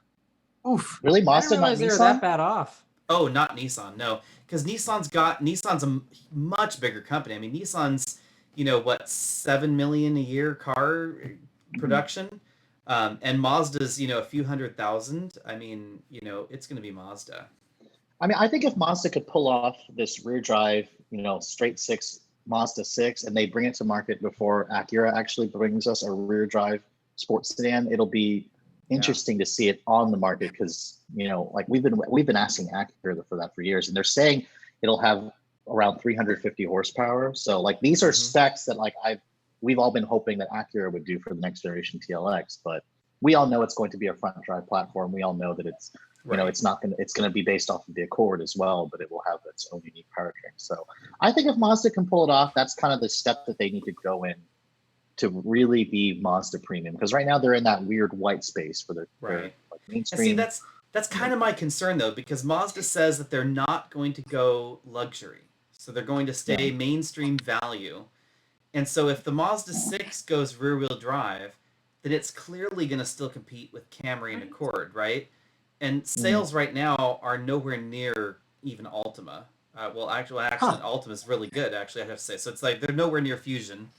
And so by going rear-wheel drive, you'll exacerbate their space efficiency problem already. So all modern Mazdas have a space efficiency issue because of their drivetrain design. And by putting an inline 6 longitudinally, you're going to make that even worse. So then everybody's going to be like, why is it that I have a Mazda 6 that feels like it's a Mazda 3 inside? So do you think you're going to have that issue, though, where the straight 6 rear-wheel drive is awesome? Like, as an enthusiast, I think it's awesome. But are there going to be enough enthusiasts? Yeah, are there going to be enough enthusiasts that line up and actually buy it, or do you think enthusiasts don't buy cars? Yeah, like I think they're trying to legitimize. Yeah. I think they're trying to legitimize themselves too, because if they want to go premium, then like you have to go the same way that Mercedes and BMW do with the longitudinal engine, rear-wheel drive based. And so I think they want to get the bones right so that they can legitimately be like, hey, like we're on 5 Series, 3 Series level with our platform, our setup's the same, all that kind of stuff. You know, I think maybe that's why they're going with that, you know, because it's not just an Acura that's front wheel drive or something. It's like we're legitimately like setting this up the same as the Germans. That's the tricky bit. It's like, because then they'll do that, but then they will say that they have no intention to compete in the luxury segment. Yeah. So well, but if you can sell a 5 Series for 15 grand less than a 5 Series and have it be fairly close as far as interior stuff, like, and you have gorgeous looks, since Mazda has awesome, you know, styling right now, like I could see it potentially doing well for them, you know. But then logically, that's a Chrysler 300. I love the Chrysler 300. If Chrysler actually invested in it. They're working on a new one, from what I hear. I mean, and mind you, Chrysler is the best. FCA is the best seller in that segment. I mean, Dodge Charger outsells Avalon by a bazillion. Right. You know, and you bundle 300 in there, and they're outselling Toyota by like 4-1. But Alex, Alex, why do you hate the 300 so much? What's your beef with I'm okay with the 300 now. But when the first one was cooler. The first one was awful inside. I mean, it was SRT8. That's all you need to know. The first 300 was, the interior was dreadful. It looked like a Lego blew up in there. Dude, it was so cool. Do you remember when they stuck the 6.1 liter in it and just blew people's minds? It was fun. It was fun, but it had a Mercedes transmission, which was terrible, and it had more plastic than, I don't know, like this light here. I mean, there was so much plastic in there. It was awful. And then they did that ugly ass imitation tortoise shell thing. What the? No, that was badass. That was a cool car. Bad. Yeah, it was bad. It was bad. There was nothing good about the imitation tortoise shell. Oh my god! It looked like someone printed it on a dot matrix printer. You could see all the little dots in a little row on the tortoise shell. It was nasty. But if you ever see an SRT8 coming at you from behind really quickly, you're gonna get out of that thing's way. Outside, totally fine. The problem was you have to be in it to drive it. Well, just don't look down. Why are you looking around? You have to be in when you're driving. See, it's like I can actually handle the car that's ugly on the outside before I can handle the car that's ugly on the inside. Because if you're inside, you can't see the outside, but you can certainly see the inside. So now, since we're talking about drive it. Since we're talking about FCA, what are your guys' thoughts? I think, Tommy, you guys just did a video on that Ram TRX with the Hellcat engine.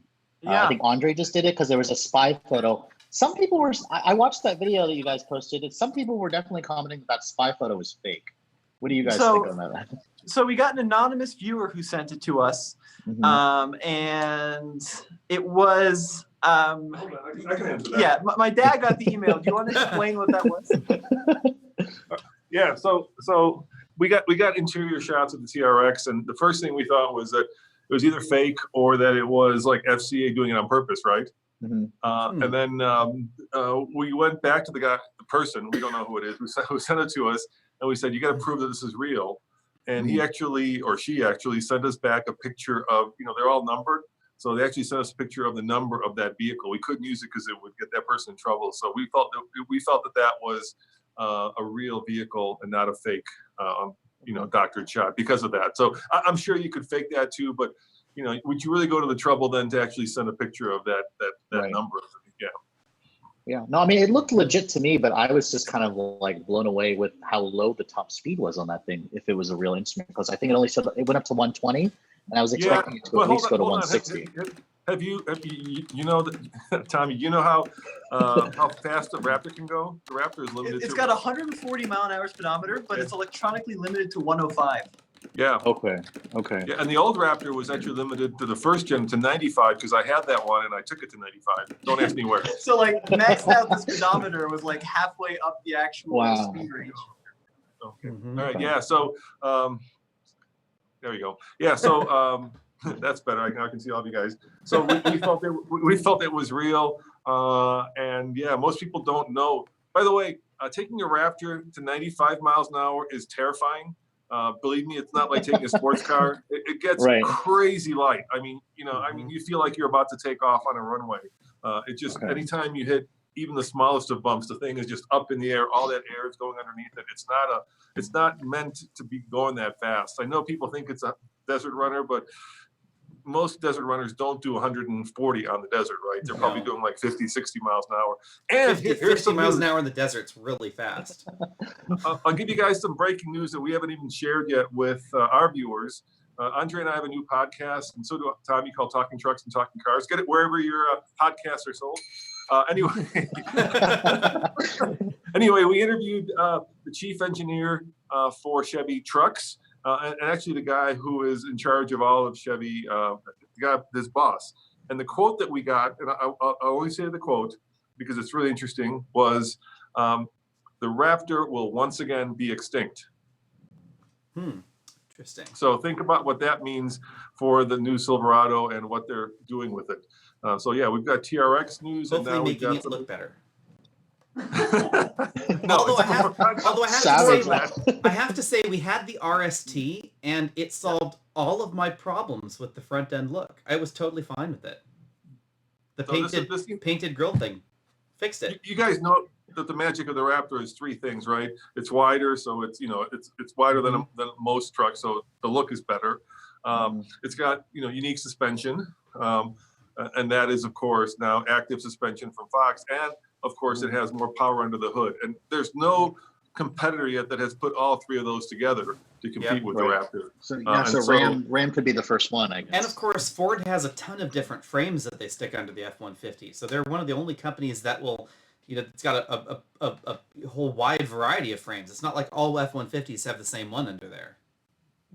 Yeah. Which car I was driving recently that actually got me a lot of stares from Raptor drivers? It was the Gladiator Mojave. Everywhere I took that thing, I would pass a Raptor, and they would just. It's a good-looking thing. It was. Well, also, I guess I took off the roof and the door panel and the back roof, so that's probably why they were staring at me more. But I was actually impressed. Like, I had a few Raptor drivers give me the thumbs up on that thing, so I was just like, if only it had a Hemi. That's the only thing I said. Is it just needs a Hemi. Yeah. You can always transplant one in yourself.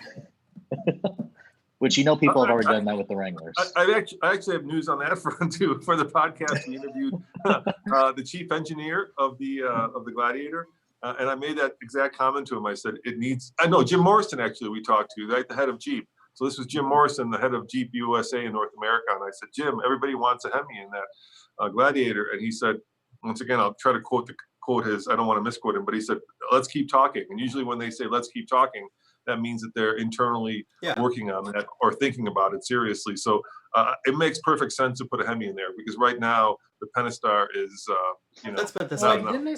If there was a company that was going to do crazy, it's going to be them. Yeah, they had all the things. I didn't think there was any theoretical problem with putting the Hemi in. I thought the problem was that it wouldn't clear the crash beam. And that was their problem, is that the frame couldn't accommodate that engine. You think FCA cares about crash test scores? Well, you needed to pass.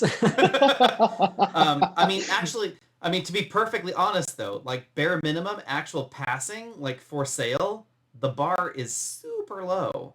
Rational passing, like actually being good enough for people to want to buy it, honestly lower than you might think. Here's another story that I don't understand. The JL, right, the new Wrangler has yet to be crash tested, as far as I can tell. And it's been out now 2 years, which is crazy. How can we not have crash test ratings on a 2-year-old Jeep that's selling hundreds of thousands of units every year? That's pretty. Why do you think that is? And they sell tons.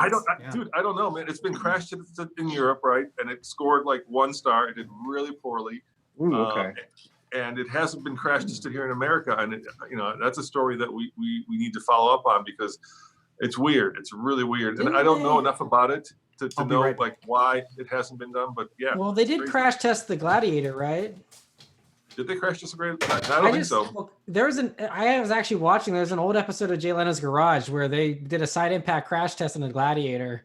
And it was like the actual dummies and all that kind of stuff. So I don't know if it was IHS that didn't do it or what the holdup is, but I thought that someone was crash testing them. Tommy's checking IIHS, Insurance Institute for Highway Safety, to see if they've done it. But as far as I know, no one in America has done the Wrangler. And I know it's a huge disappointment that they got once. I mean, it just did horribly in Europe.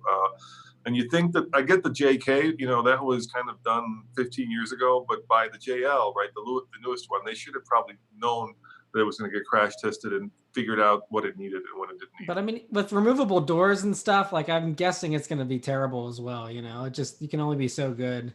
Well, it gives Ford and the Bronco an opening, right? Because if that one does get crash tested, they could certainly go after Jeep and say, this is the one that you want if you want to be safe. And as far as I can tell, the Ford will also, the Bronco from the spy pics we've seen, will also have a removable top, right? So it's going to be and removable doors in a lot of ways, very head to head with the Wrangler.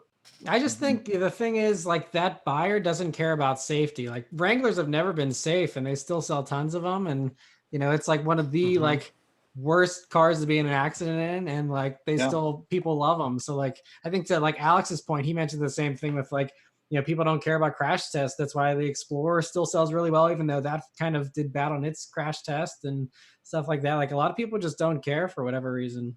Yeah, it's funny, actually. Someone was just asking a similar question here. When you look at consumer surveys of purchase decisions and purchase factors, styling, comfort, and amenities generally score above safety when you take a look at consumer considerations for new vehicle purchase. Because if safety was like the thing you wanted, then everybody would be driving a big Mercedes or a big Volvo, because they're the ones that consistently score the highest generation on generation in all manner of crash tests. So can I talk to that, Alex, for a second? Because I've got firsthand experience. My belief is that you don't care about safety until you crash. Exactly. Yeah. But when it comes to actually your next car purchase, how many people end up in that, like, it's the most important factor in my car purchase decision. And I would say, and people vacillate, because I was in an accident, a relatively severe accident, right before we purchased a car in 2006, and we ended up getting a Volvo. But then in 2019, we got a Dodge Durango. So I rolled a BMW M3 in Europe into a tree, and that was not good. To know more. Tell us more. What was that, Roman?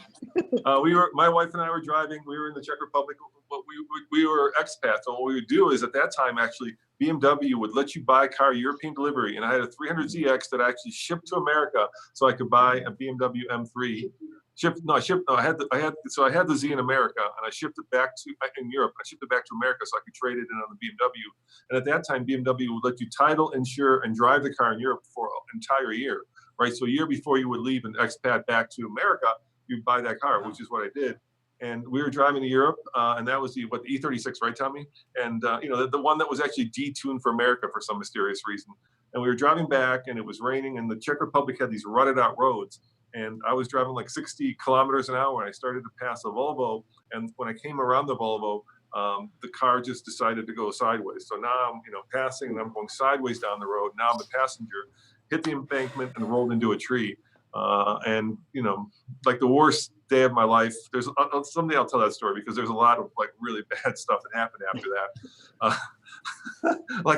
We went to the hospital, and keep in mind, this was the Czech Republic. It was a little bit of the Wild West. So we went to the hospital, and I got a ticket for crashing my own car. And the police officer comes in. I'm laying there on the gurney, pretty badly banged up. My wife, I had a broken leg. My wife looked like she just went through a meat grinder. And the policeman says, he goes, "I have to give you a ticket." And I go, "For what?" And he goes, "For crashing a car." And I go, "For destroying my own car?" He goes, "Yes." And I go, "Okay, how much?" And what I did was kind of stupid. I opened my wallet like this, right? And I go, "How much?" And he reached into my wallet and took out all the Czech crowns I had. And that was the exact fine. And then he charged me. Wow. Yeah. Anyway, after that, Alex, I bought a turbo 850 Volvo.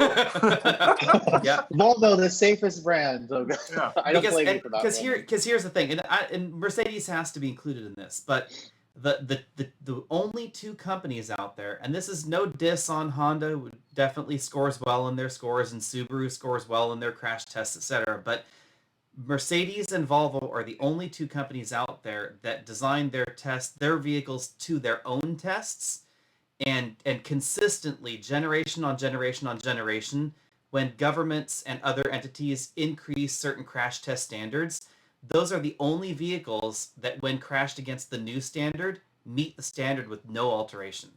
So like when side impact standards were created and the offset crash standards were created and door impact beams were created, Mercedes and Volvo models were the only ones that passed with no modification on very old designs. Like the first generation XC90 passed the offset crash test no problem, and its design was like 9 years old at the time.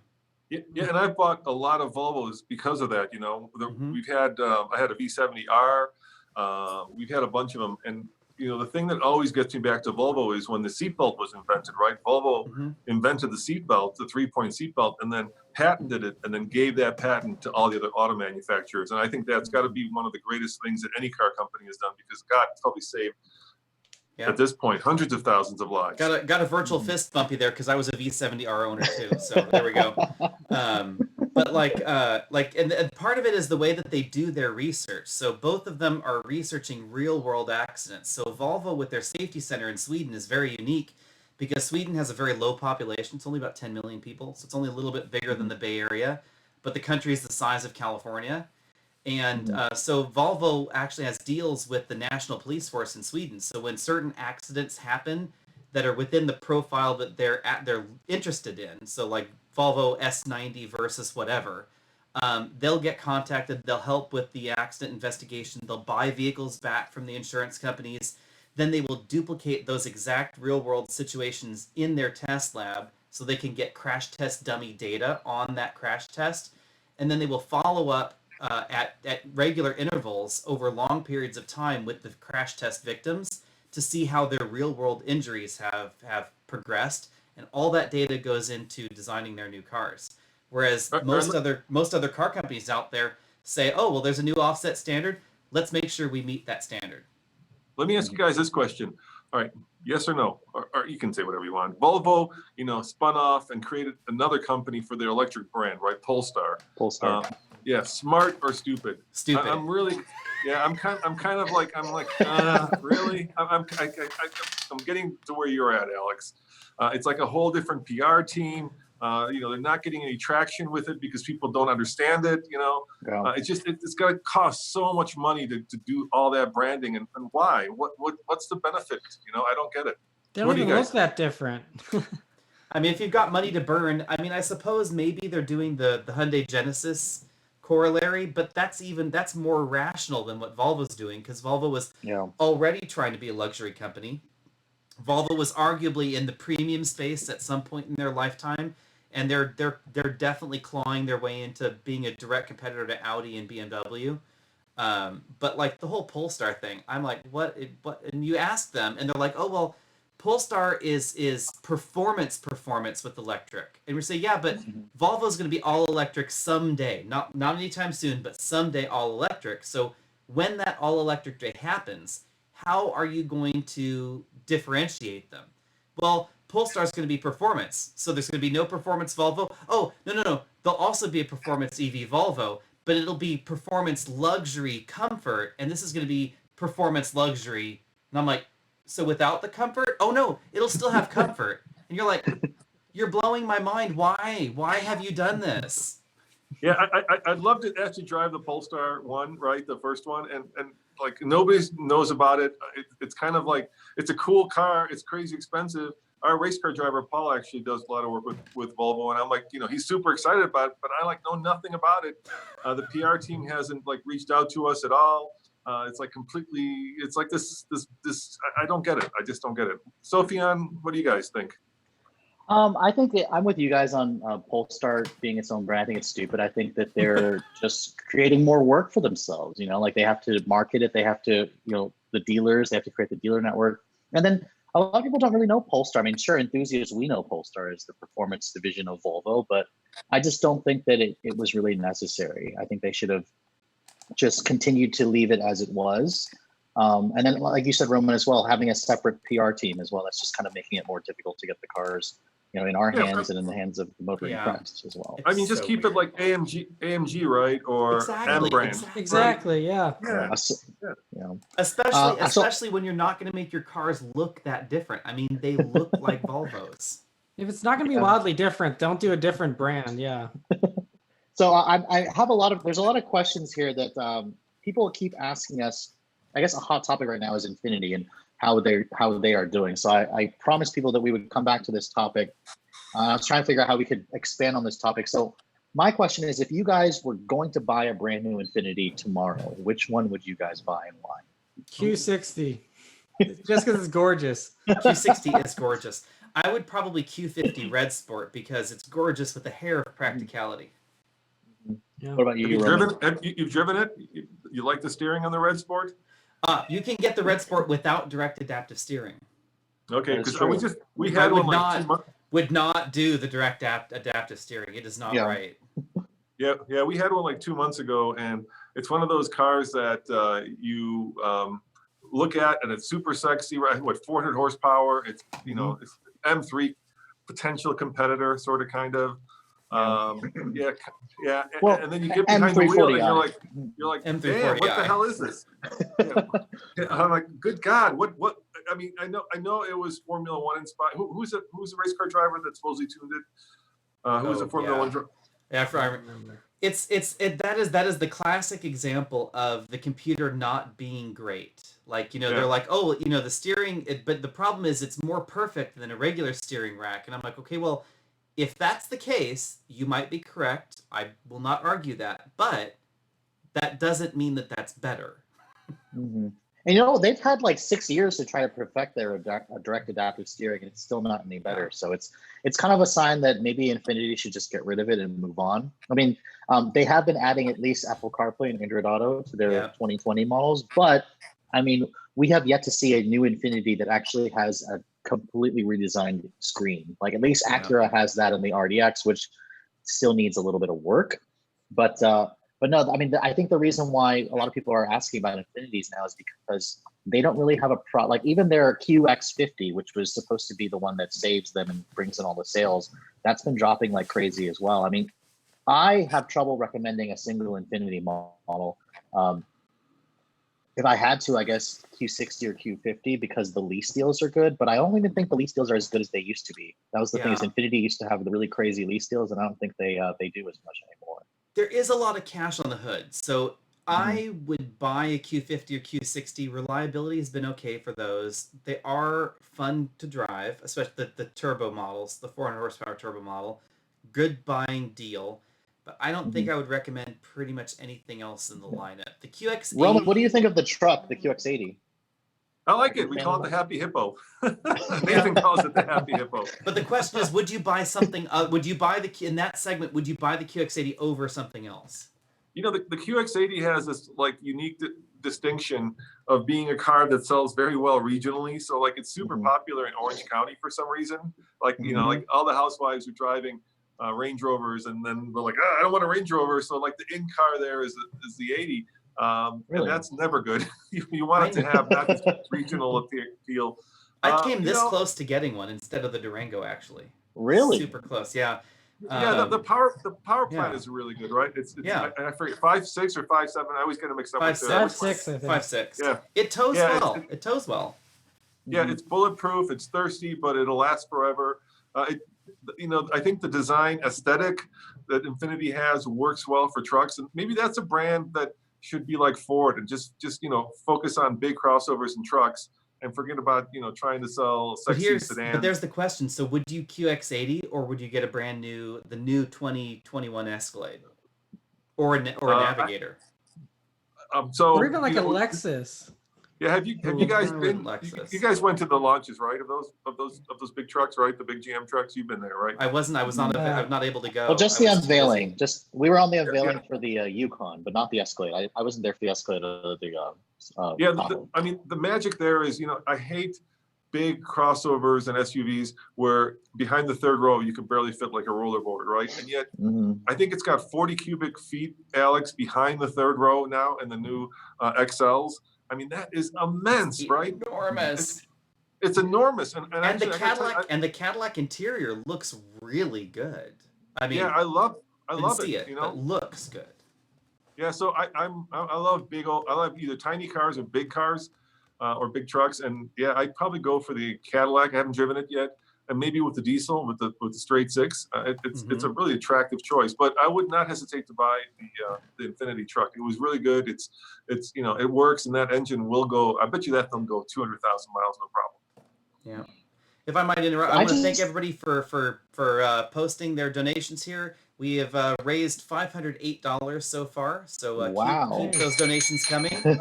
So again, we are matching everything that you donate, so keep those donations coming. Wow. Okay. Well, let's see here. I'm trying to see if there's any other questions that I missed here. Alex, is there any questions on your end that you missed and need to come back to? Tommy's got a good one. Yes. Sophia, I got a fun one from actually your super chat. Okay. What is the best infotainment system? Like, does it have to be a mainstream or can it be a luxury? Because it's just open to that? Or like, the question was anything. What do you think the best infotainment system is? Matt, do you have any ideas? I mean, for me, it's just like any of the ones that are simple and easy. So that would be Hyundai Kia system, the Ford system, the FCA system. I think those ones are probably my favorites. Those, 3 or 4 there. See, I disagree, Matt, on the Ford system because they are so slow every time I use them. Okay, the new Explorer was bad, yeah, but like in my Mustang, it's like really quick and no problems. Yeah, your Mustang actually is not bad, but like I had the new Escape and we tried the Explorer. I hated it, absolutely hated it. It was very slow. It would make the CarPlay. It would actually, every time I plug in my phone, it would make my phone crash. I don't understand. Wow. And That's that. I guess for me, I like the Hyundai and Kia ones. I really like Tesla's system, even though it doesn't have CarPlay and Android Auto, but I kind of don't miss it because in the Tesla, it just works. It's so fast and it just works. What's another one that really works well? I think the Accord system works really well because you have the adjustable tiles and volume and tune knob and the stuff. Honda system seemed too complicated to me somehow. It's like the ergonomics of the layout just aren't there. Really? And like I like the look of the Tesla, and I like everything about the Tesla except for like Elon's quirky choices, like no CarPlay, no Android Auto, no satellite radio, no AM radio. It's like just seems odd. Just give it those things, and you'd be fine. We just had satellite for a while. Yeah, the X still has it. It's still an option. We just had the CX-30, and I couldn't figure out how to tune the radio at all for the entire week. So I left it on the Christian rock station it was on, and just went with it. I learned a new music genre. So thank you, Mazda, for teaching me something new about music because that was the only way I could listen to anything. Yeah. I know, like Beth and I just did a whole rant on Mazda's interior like last week. It was just like. What? The controller, it's just too complicated. Oh, the controller's terrible. It's horrible. Yeah, Mazda they've had their whole spiel about how their touchscreens are not good and such, but Americans just want touchscreens. We want a touchscreen. We want to be able to use it. I wholeheartedly disagree with their logic because their claim is that they had and this is it's important to look at the details of their claim too. So they said they got a focus group of people who had never experienced vehicles before, right? So no experience in the car. And then they monitored eye motions and they said that the group that was looking for the touchscreen had more eye off the road time, right? So like they had to look and then touch. They claimed that was more eye off the road time than the controller knob, where people aren't looking at the controller knob. Instead, they're looking at the screen because the knob has nothing to see, right? But that's a group of people that have never used the vehicle before. If you've used the vehicle and you're familiar with the system, then it's going to require a very similar amount of glance time to like, oh, that's the one I want, and then you stab it without looking at it, unless you're a Alexa system, and then that's that awful little touchpad thing. Or the I don't know. I like country rock now, though. I mean, the really Acura. Christian rock. Oh, Christian rock, my dad says. Yeah. Did Jesus Whole take your new- wheel? Oh, No, Alex. It was kind of a yeah. Oh, sorry, just that's kind of bad. that's Christian country. I'm sorry, my bad. I think I have that song is on my iPod because it is very catchy, though, mind you. the worst system I've ever used was the older mini wizard hat thing. That was awful. Ooh. Oh, where they What took iDrive and put the tiny little knob on it. Yeah, the little wizard's hat. Exactly. Yeah. Just to be different. Man, The ones that in was the- bad. The ones in the Alfa Romeo, I don't love either. Oh, they're bad too. They Jaguar have to Land just have Rovers their is own bad. system. Yeah, Jaguar Theirs Land is Rover bad is because bad. it's slow. Yeah. Theirs is bad because it's slow. It could be good, but it's just I would say too slow. that there's, other than Tesla excluded, because their system does work well, it's limited in functionality, but it works well. But outside of Tesla, every small car company out there has pretty bad software because they just don't have the money. And So, the volume. Although Volvo's really good. Volvo's is okay, but their luxury car Tommy's face says it all right there. their luxury car sales volume is actually quite a bit bigger than some of the other players. Like it's better than like Aston Martin or JLR's, but their sales volume's higher, so it's justifiable, right? I mean, it's Aston not Martin the just gave up and best. used Mercedes. Yeah, but they got an old Mercedes one. They didn't get the Yeah. new one. So, I like iDrive. iDrive is good for the luxury segment, and I like the look of the Mercedes M-Bucks thing, but it's so complicated. iDrive makes my head hurt, and it crashes with wireless CarPlay. Yeah, Matt, does your wife like the one in her C-Class, the infotainment in her C-Class? Yeah, I mean, so it's kind of the older system. It doesn't have M-Bucks or anything, but she likes it. It's simple enough for her, and I mean, honestly, like we don't fiddle too much with the infotainment. We just put on the radio station. It's usually the same one or two stations, and we usually don't even use the infotainment system in her car really. Does she very CarPlay, often, or is so. she not a smartphone person? She does CarPlay. So anytime we go somewhere, we just plug that in, and that's it. So Okay, so there you So go. Alex, you're never actually using it. yeah. I was just watching Alex on Autos, and I think we've all reviewed similar vehicles fairly recently. I'm a huge Land Rover, Range Rover fanboy. Like it's one of my favorite brands. I love what they're about in their vehicles. So we had the Range Rover Sport plug-in hybrid, and I was over the moon to drive it, and I was bitterly disappointed by the plug-in hybrid on that. Yeah, so that was a big disappointment. But I was wondering if you guys like the new straight sixes that are in the new ones. Oh, it's lovely. It's a lovely engine. What's there not to like about a straight six? Yeah, I mean, it's very smooth. It's very refined, which the old supercharged V6 wasn't. I was disappointed with how sluggish it felt, and it had bad lag off the line. At least the one that I had. Did you have the one with the electric supercharger or the base one? It was What? not the HST, the one I had. I think it was We the had the lower. HST. It was With okay. the HST, with any of them, I would remind you that it is lugging around a boat anchor. So, I mean, you could have a fabulous engine, and if the thing is too heavy, it's not going to go anywhere. Which 3-letter acronym does that stand for? Which one is that one that I need to know? HST. We had the P400E. Yeah, and we had the sporty one. So it's the inline six with nearly 400 horsepower. And then there's like a slightly less powerful one that's in the HSE, and that's the one I had. I had the first edition, but it didn't have the HST high performance engine on it. Right. So I was surprised that it didn't have that. Actually, I wanted to like that engine. I did. I was just kind of disappointed because the Range Rover Sport is very heavy, and I felt that it struggled along its way just because it was like $90,000, and I wanted it to be faster. Maybe like in that space, I expect too much, but I just wanted it to be faster.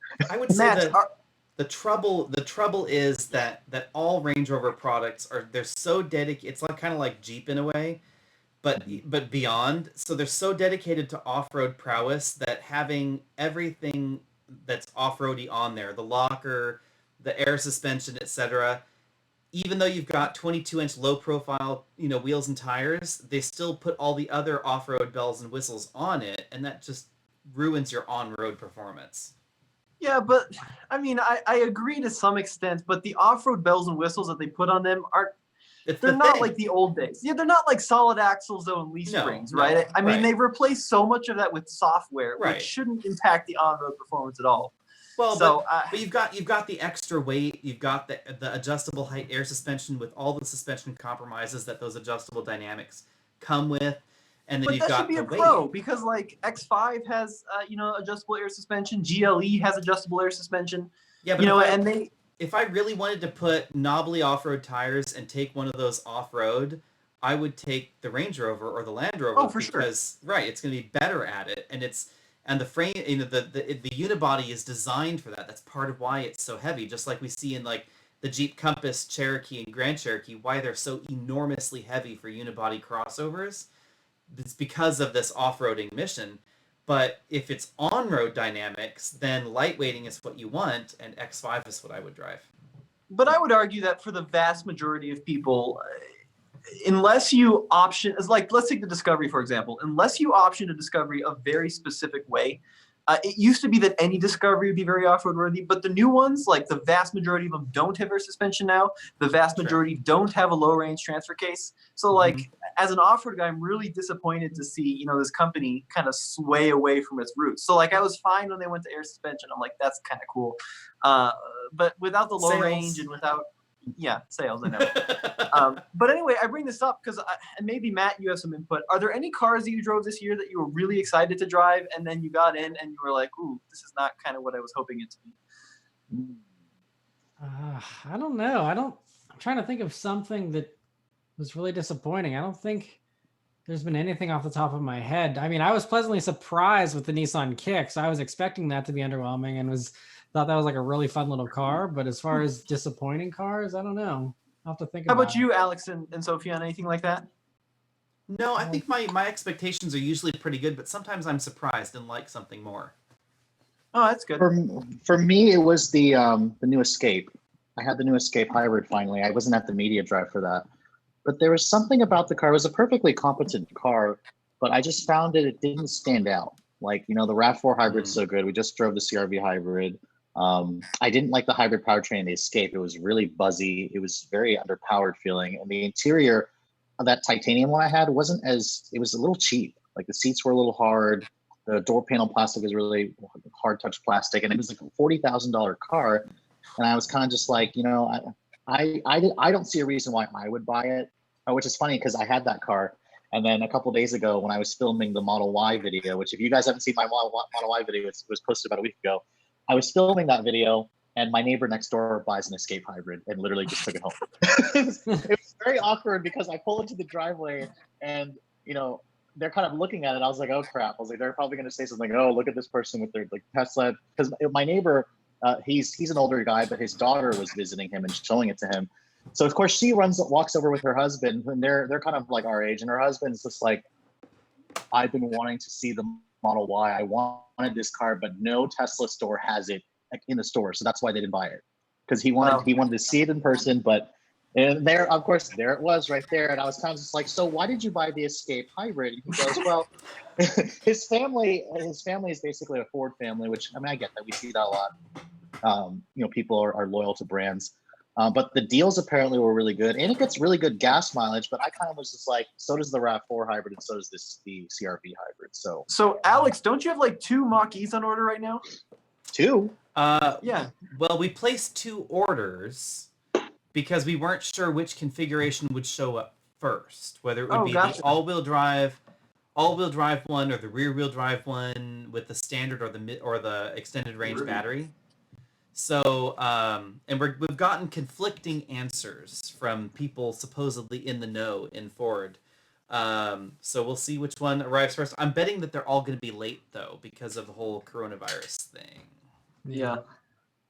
Yeah, that's a bummer. I read that there was like a leak or something that they increased the power a little bit. Did you see that? Yep. So a little bit higher than normal. That's probably to be expected. It's not the first time Ford's had a oops, we underrated, to help breed excitement. Or maybe Alex, have you had any?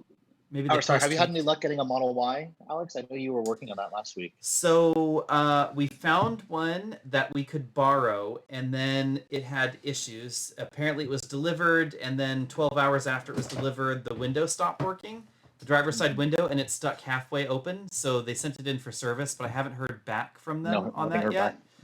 But did you see today's story on Inside EVs about the guy who had one delivered and it had stains all over the interior parts that had been scratched and repainted, apparently with touch-up paint, and black interior. Black interior, it was the black and white interior, but some of the black interior parts had been retouched with paint, and apparently body panels didn't meet right. Good old Tesla. So.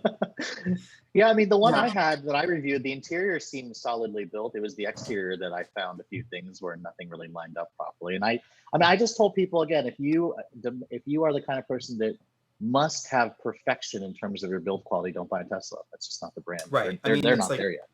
The quintessential Tesla shopper is not knocking on Tesla, Lexus shopper is not knocking on Tesla's door. Right. Matt, are you going to buy a Mach-E? Have you considered it? No, I can't justify it personally. And even on the channel, everyone seems to hate it. So it's just like all systems not go for the Mach-E. And it's also really expensive. If I'm going to be dropping, almost 60 grand on, a GT version, which is the one I would want, 60 grand, honestly, I'd probably rather have a Model Y, or I'd rather have, a RAV4 Prime for half the price, actually have range, so not have to worry about, being tied to an electric, charger and stuff. So I'm more excited about the RAV4 Prime than the Mach-E personally. Really? But that's just, I'm still not in love with the Mustang branding on it and stuff. That's yeah. Well, remember the Mach-E will start at 50,000, but it's going to qualify for the full federal tax credit, and the Model Y won't. true. Oh, that's true. I thought it was cheaper though, Alex, if you got the standard range rear-wheel drive. It could be a little bit less expensive. I'm assuming that most people are probably going to at least get the premium trim, so it's probably going to be right there around 50. But it's very, very close to Model Y pricing once you factor the tax credit in. Mm-hmm. Yeah, that Have makes you guys sense. been seeing the articles on the Model Y about how people are testing the heat pumps? I think there was one I found on Inside EVs. Guy took a photo of it with snow all over it. I love how Tesla was like, heat pumps are evil. We don't, no fluid changes, no filters, etc. And then now all of a sudden Model Y comes out and it's got oil filters and nobody has a problem, and it's got a heat pump and everybody's like, oh, heat pumps are the best thing ever. It improves my range so much. Did you hear how the Cybertruck's changing now? Yeah. I heard that. I think Elon Musk tweeted that it's gotten 3% smaller or something like that. I think he said the windowsills are coming down. Yeah, it's all going to be. Yeah, it's going I to look knew like they couldn't a real build truck. that car like that. Yeah. Right. Yeah, we all knew it wasn't going to look like that. That is a rolling concept car, and there's no way that it would look like that. Yeah. There's no way it would look like that. So we'll see. We're not even going to expect to see something like that until 2022 is what they're saying. Oh, it's going to be way geez. after the Rivian. Way after the Rivian. Yeah. We I did a story about off-roading technology.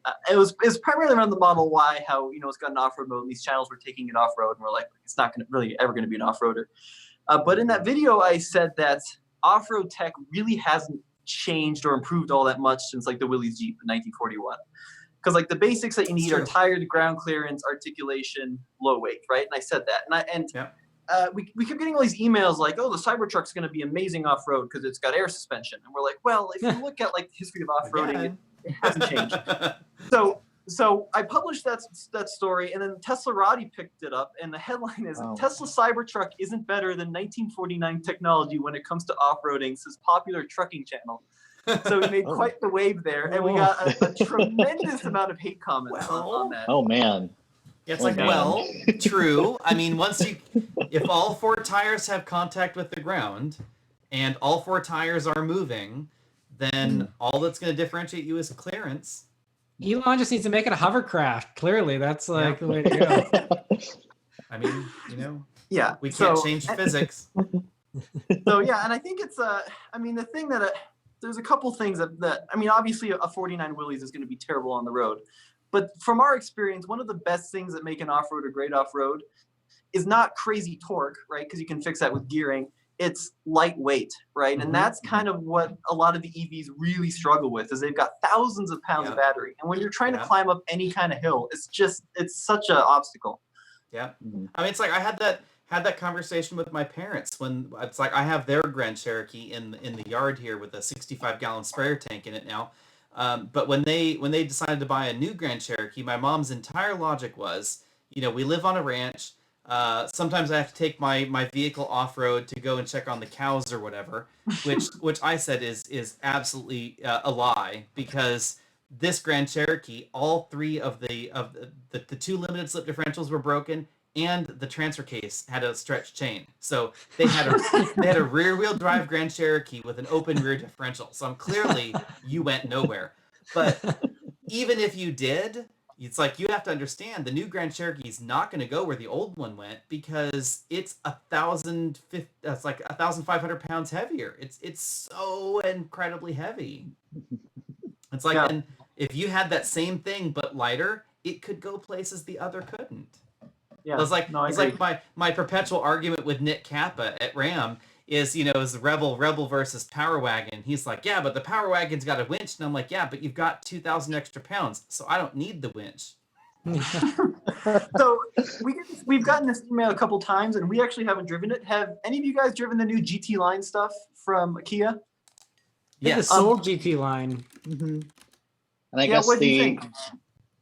I mean, they're fun. I think the Achilles heel of all those turbo Kias and Hyundais is that dual clutch, though. It's just still, in my opinion, the most unrefined dual clutch in like enthusiast vehicles these days. It's still like you can feel the engagement points starting off from a stop, and like the shifts are still like not always smooth, especially when the engine's cold. It's like really rough still, and like that's. So you weren't impressed with the Forte GT, Matt?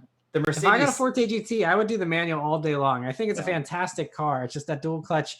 It's not a deal breaker in the Forte GT because that's such a good value, but I think it's not the greatest. Yeah, we had the Soul GT line, and it was fun. It was really quick. I agree 100% on the transmission, but specifically the Forte is blowing my mind with the amount of interest that's been getting. It seems like such a niche player, but it's crazy. I really liked the Forte GT, I have to say. I would say the worst DCT though has to still be the Mercedes 7-speed. I mean, but that's still better than the MCT that they have, where they have a regular automatic that they've just deleted the torque converter. That is truly terrible. But I think that the reason that I like the Forte GT because they did the traditional thing, and they saved themselves by being less expensive than everybody else. So like if the Forte was the same price as a Civic Si or the same price as a GLI, it would be a harder argument. But right now you can get a fully loaded Forte GT with the 7-speed DCT for the same price as a base Civic Si with a manual or a base GLI. And so at that point, why would you not Forte? It's got a longer warranty. You got heated and cooled seats in the Forte. You have metal plating in various spots. Mm-hmm. Like it's a super nice car for the money. It's a nice car. The feature content is great. And you can also get the factory summer tire package is what's going to be on the Ford GT. Extra. But that's going to be on the Forte GT for the same price as a base manual transmission SI. So you get navigation, the bigger infotainment system, CarPlay, Android Auto, leather, heated cooled seats, the DCT, all that jazz, and the summer tires for the same price as a base Civic Si. And honestly, I think the Forte GT handles right up there with the Civic Si. You just don't have the limited slip, but otherwise, like in real time daily driving stuff, I like. And it sounds better. I think I like. It does sound better. It does sound better, but some of that's digital. It's not real. True. But it crackles and pops. Like I heard it was almost like a quieter Veloster N driving around. Yeah. Wow, that's cool. And of course, I'm sure it's going to outsell the Civic Si really in the end, because the Si is available only with the manual. So that limits their sales. I mean, you look at GTI and GLI sales, vast majority are automatic sales. So that's why I'm excited does it. About the dual clutch Veloster N, because I think that's going to double their sales of Veloster N. Oh, it could easily do it. That's supposedly the reason that we don't have a DCT in the Civic Type R, is they claim that they would sell too many, and they want it to be more of a niche product. What? Okay, so they would sell too many? Is that what the manufacturer said? They would make too much money, Alex? That's basically what Honda claimed, is that they think that they like it being a niche Halo product, and they think that it would dilute the value of it. To which I said, well, Volkswagen doesn't find any brand dilution in GTI with the DCT thing. So I don't know. So before I bought this little Mini, I was shopping pretty hard for a Bart's, and I thought they'd all be manuals because like the automatic was delayed and it was an enthusiast car. No, they're all automatic. What the heck? Who's buying these automatic Bart's? Why would you do that? Everybody. The manual is weird in those though. It's like the clutch pedal is like mounted to the steering column in the Abarth, and you have to like push down on the clutch. It's so bizarre. Yeah. It's a 5-speed too, right? It's like I don't like the Abarth 5-speed. I don't know. I just don't like the Abarth, the 500. I just don't like the 500 in general. Even the Abarth is better, but I just don't like it. It's too high up. I want it to like be lower to the ground. I don't like how it feels tippy. Yeah. I'll take the 124 all day long. Yeah. There is, as I recall, there is no vehicle sold in North America where the manual transmission is the majority transmission selected, even just in trim levels. The Viper. The Viper was majority manual. Viper's not made anymore. It was all manual, actually. Viper's not made anymore. But you never offered an automatic. Right, Viper, exactly. And you cannot include vehicles where an automatic manual is not offered. Right. Isn't Miata 70% manual? I thought. I thought Mazda was like 30%. I think 40% manual, 60% automatic. I think. Really? Okay. I thought it was majority manual. Okay, so we're getting a ton of comments here. This is a great question. What do we think of the 400Z? What do we think that's going to be like? Well, we don't know if it's going to be called 400Z yet, but we are very hopeful that Nissan will turn themselves around. So Matt is right. Apparently, in 2019, Mazda Miata soft top buyers only. Soft top buyers, 76% chose the stick shift. Yes. 76. So there you go. Okay. But I would agree with that, because generally speaking, most new cars I would buy the automatic over the manual, but the Miata is my exception. I would buy the Miata with the manual. Yeah, but the automatic Alex, is terrible. Is a Miata a sports car? No. No, we're not going back into that one. Yes, it's a sports car. It's rear-wheel drive and it's lightweight and it's got a stick and it's fun. If a Toyota Camry will roast it at the stoplight races and hold more G's in the skid pad, then it's not a sports car. But you're not going to be having as much fun in the Camry, so. I would argue that I would be having more fun in the Camry V6 than the Miata. Whoa, Alex! No, Alex, where's your soul? I will definitely have to disagree with you on that. You might be enjoying the red interior. MX-5 definitely lovely, but unless its top is, if the top is down in the MX-5, yes, I'd be having more fun. But I think it's more entertaining. It's more entertaining to pull more G's in your Camry. I'll be drifting all day long in the Miata. Especially because on your favorite winding mountain road, that Miata in your rearview mirror is going to keep getting further and further and further away from my Camry. Dude, I don't know about that. I think in the real world, someone would be more comfortable driving a Miata fast than that Camry. I'm saying equal level professional driver, Camry V6 is faster and road holds better than the MX-5. Ooh, I have to mention this comment, Alex, in the comment. Vu Nguyen says, Alex Kilmore likes the Camry. Alex Kilmore? Oh, burn. I've gotten a ton of Scotty Kilmer comments that I am ignoring here because we did a video on reliability and how reliability metrics are a problem, because everybody wants to know about, there's a brand new whatever. How reliable is it going to be? And I say, well, I don't have a crystal ball to look into, so I cannot tell you. I could ask the Ouija board, but the Ouija board is unreliable as well. Yeah, the Scotty Kilmore comments in that video of yours, Alex, were just overwhelming. I think that's why I avoided doing a video like that, just because I didn't want to give people more reasons to talk about why Scotty Kilmore thinks this is that. This is unreliable money pit. Like, I think I saw a video of his recently that he posted about how he was saying how if you buy a Subaru and some Fords and some Nissans, the ones that have like a timing belt that's inside the timing or the water pump inside the timing chain, you're in trouble. And I was just like he said, every VQ engine is like that. He's just like, you're basically screwed if you get that. I was just like, well, I don't know. I take everything what he says with a grain of salt. That's a technical issue. So the rationale behind designing your water pump to be timing chain or timing belt rather driven, which is the more usual case, the logic there is that the timing belt is a toothed belt, and so you don't have to have as much tension on it. So the bearings in your water pump will last longer. So theoretically, you won't have to change your water pump as often because it's timing belt driven. Alex, I need you to know that Anne says, by your rationale, any car pre-2010 isn't a sports car. No. Hang on there, Anne. So this is qualified logic. I'm saying in the year sold. So 10 years ago, if a Camry could beat it, it also wasn't a sports car. But in 2020, if a 2020 Camry will beat its ass, it is not a sports car. Okay, what about BRZ GT86? Oh, those are Not a so much sports slower car. than the Miata. Not a They're like sports the car. pinnacle of the sports car. Not a sports car. That's baby's first track car, and that's different. Alex is the only person that holds this opinion, and it makes no sense to any of us. It's insane. So some people are roasting you in the comments. I'm getting for it. comments here saying they have my support. No, you are. I'm not. I'm serious. Naveen the Machine says you have my support. There are definitely people that and I would agree. And I would agree, Tony. There's handling ability and there's handling feel, but that does not make a sports car if it still can't beat the Camry at basic tasks like going around a corner and going faster. So if you cannot can't quantify fun doing those.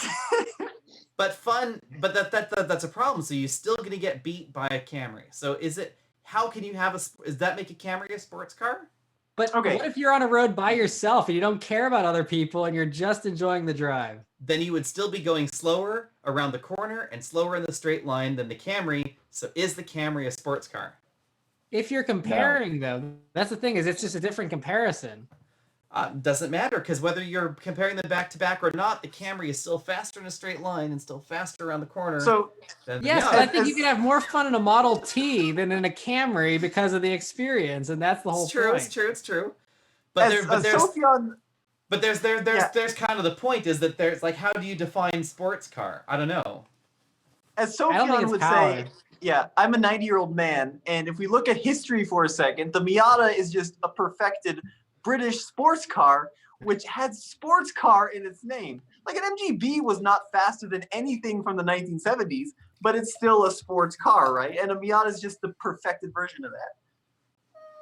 I say you don't need to have a lot of horsepower for it to be considered a sports car. It just needs to be lightweight, rear-wheel drive. It needs to put a smile on your face. In Britain, when they had those sports cars, in Britain, the average car was much slower. So the Sunbeam was a sports car because it was faster than your Morris Minor or your three-wheeled Reliant Robin.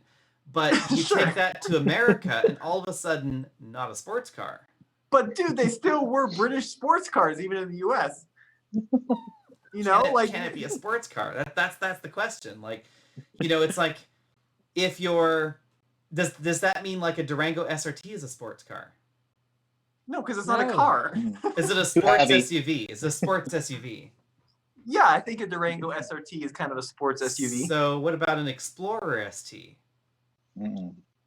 I'm going to say a warmish. It's an Explorer Sport. So then when you look at a car, how fast does it need to go to be a sports car? Not fast. I don't think a sports car has to be fast. Sports cars do not have to be fast at all. So if you had an MX-5 with 100 less horsepower, is it still a sports car? Yes. Yes. So if it went 0 to 60 in 20 seconds, still Yeah, a like the sports K car. cars in Japan, like what are they, the Honda Beat and all those types of things. There is no K car that's a sports car. I'm sorry. The Honda Beat and stuff like that. The what is the new one? There's like a new one that looks like a little NSX. I don't know. Yeah, the mid-engine one. Yeah. The mid-engine one. Yeah, they're cute. Like they're Not like a sports 67 car. horsepower, but they're like fantastic fun to drive from everyone I've heard that's ever driven one. Not a sports car. Not a sports I car. like Matt's theory. I think if it puts a big smile on your face, it can be. If it puts a big smile on your face and carries few people, it's a sports car. I like that a lot. Mhm. It actually handles. If it doesn't have power, as long as it has good handling. I mean, a go-kart. But there's the other aspect of this. So a Camry V6 with stock tires, the Primacy MX-4, not a sports car tire. Even the club version of the MX-5 pulls fewer G's in the skid pad than a Camry or an Accord with the MX-4s. Right. Yeah, but you're not taking into account balance and how like grip isn't everything. Grip does not equal like handling in all aspects of going around a racetrack. True, but the combination of considerably faster 0 to 60 and actually better grip in the corners means that I would bet you that a Camry V6 would go faster around most tracks. Yeah, but Unless I'm a the slow track ass is- driver. I can barely Unless- do 55 miles an hour in the right lane. The no exception- one can fast do you'll the go. limits in these things. The exception would be like SCCA, like tracks. You know, if we're talking about like Laguna Seca, etc., Camry V6, I would bet you, is faster around that than a stock Miata. Yeah, but Alex, the point is, we had a guy who worked with us. He was a real car enthusiast. He bought a GTI because he was planning on taking it to the track. He loved everything performance. And in the 2 years he worked for us, he said he would take it to the track every weekend, and he didn't take it a single time. Because I think track is kind of irrelevant to determining what a sports car is. Apparently, we need to find a new topic. People are getting bored of our Camry versus Miata. Well, honestly, we could probably talk about this for hours, but since we've been going at this stream for about 2 hours now, I'm going to actually ask one final question, and then we can probably start to end this. So we've been quarantined, guys, for a little over a month, and I want to know from each of you, what is the first thing you're going to do when this quarantine is over? Let's start with you, Matt. Probably just like hang out with all my family and friends that I like, can't hang out with, and probably drive the Bullet without feeling guilty about it. And that's about it.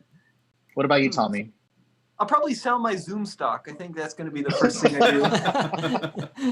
How about you, Alex? What's the first thing you're going to do when this quarantine's over? Go to Costco. It's not Just go to worth a the public lines. place. I mean, it's like I probably it's like you and Tom, like Tommy, you and Roman. I mean, it's been a little bit easier for us because I go into the office every day because I'm the only one there, so it brings some normalcy to it. Yeah, we're in the office too, so. Roman, what is the first thing you're gonna do, Roman, when this quarantine is over? Ooh, that's a good question. What's the first thing I'm going to do when this quarantine's over? Buffalo wings. Yeah, besides buffalo wings. I think we talked about that last week. Yeah, Buffalo I'm with wings. you, Roman. I'm gonna go to a restaurant and go go out to eat. Like I miss doing that. I miss going to bars. Yeah, I miss going to the gym. Like I miss doing all that stuff that involves just people around. I never thought I would say that because I hate being around a lot of people usually, but that's what this quarantine life has definitely done. But Alex, so how much have you raised so far in your charity stream? Let's find out. Let's see. Everybody, there's not too late to donate. So we have raised almost $600 so far. Wow. So we will double that again. So get your donations in there, down there on the donate section. And we'll also be donating the AdSense revenue, which will take a few days to catch up on. Nice. Wow. Ooh, someone's asking. On that note, Alex, Redline is actually doing it. Sorry, go ahead, Alex. I'll say there's one last question that is a loaded question. I don't know if we even want to tackle this one. Is Scotty Kilmer a fraud? Oh, let's save that tricky. for next week's. We'll say we'll leave that as a topic for next week. We can talk about it because that one's one that will probably go on for a while. But I did want to mention that Redline is also doing our own charity stream. We actually started it last Saturday, where my social media guy Vince was basically playing Forza Horizon for about 5 hours. So that one actually goes until tomorrow as well. We've also raised about $520 for Yeah, for Feeding America. So if you guys also want to donate for that, I'll include the link in the description. That one goes until tomorrow. But wow, we went for about 2 hours, guys, and I was afraid that we might end up talking over each other, but this was good. We'll have to invite another member from the AVA for the next one. And Now such, I need to ask another question. How does he do 5 hours? How is that possible? So when I was watching him, he did take a couple of breaks, and he Okay. took like a long break in between. So I was just like, yeah, because I have to go to the bathroom at least a couple times for that. But anyways, I hope you guys have all enjoyed this very long 2-hour live stream. I know we all had fun interacting with you guys. You guys had some pretty good questions for sure. We'll be hoping to set something up again next week as well. But until then, I hope you all have a really great weekend, and thank you all so much for joining us.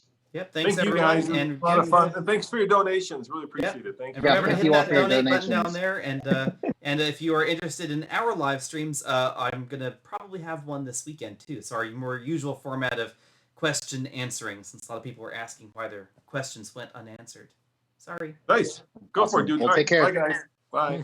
Bye, guys. All right.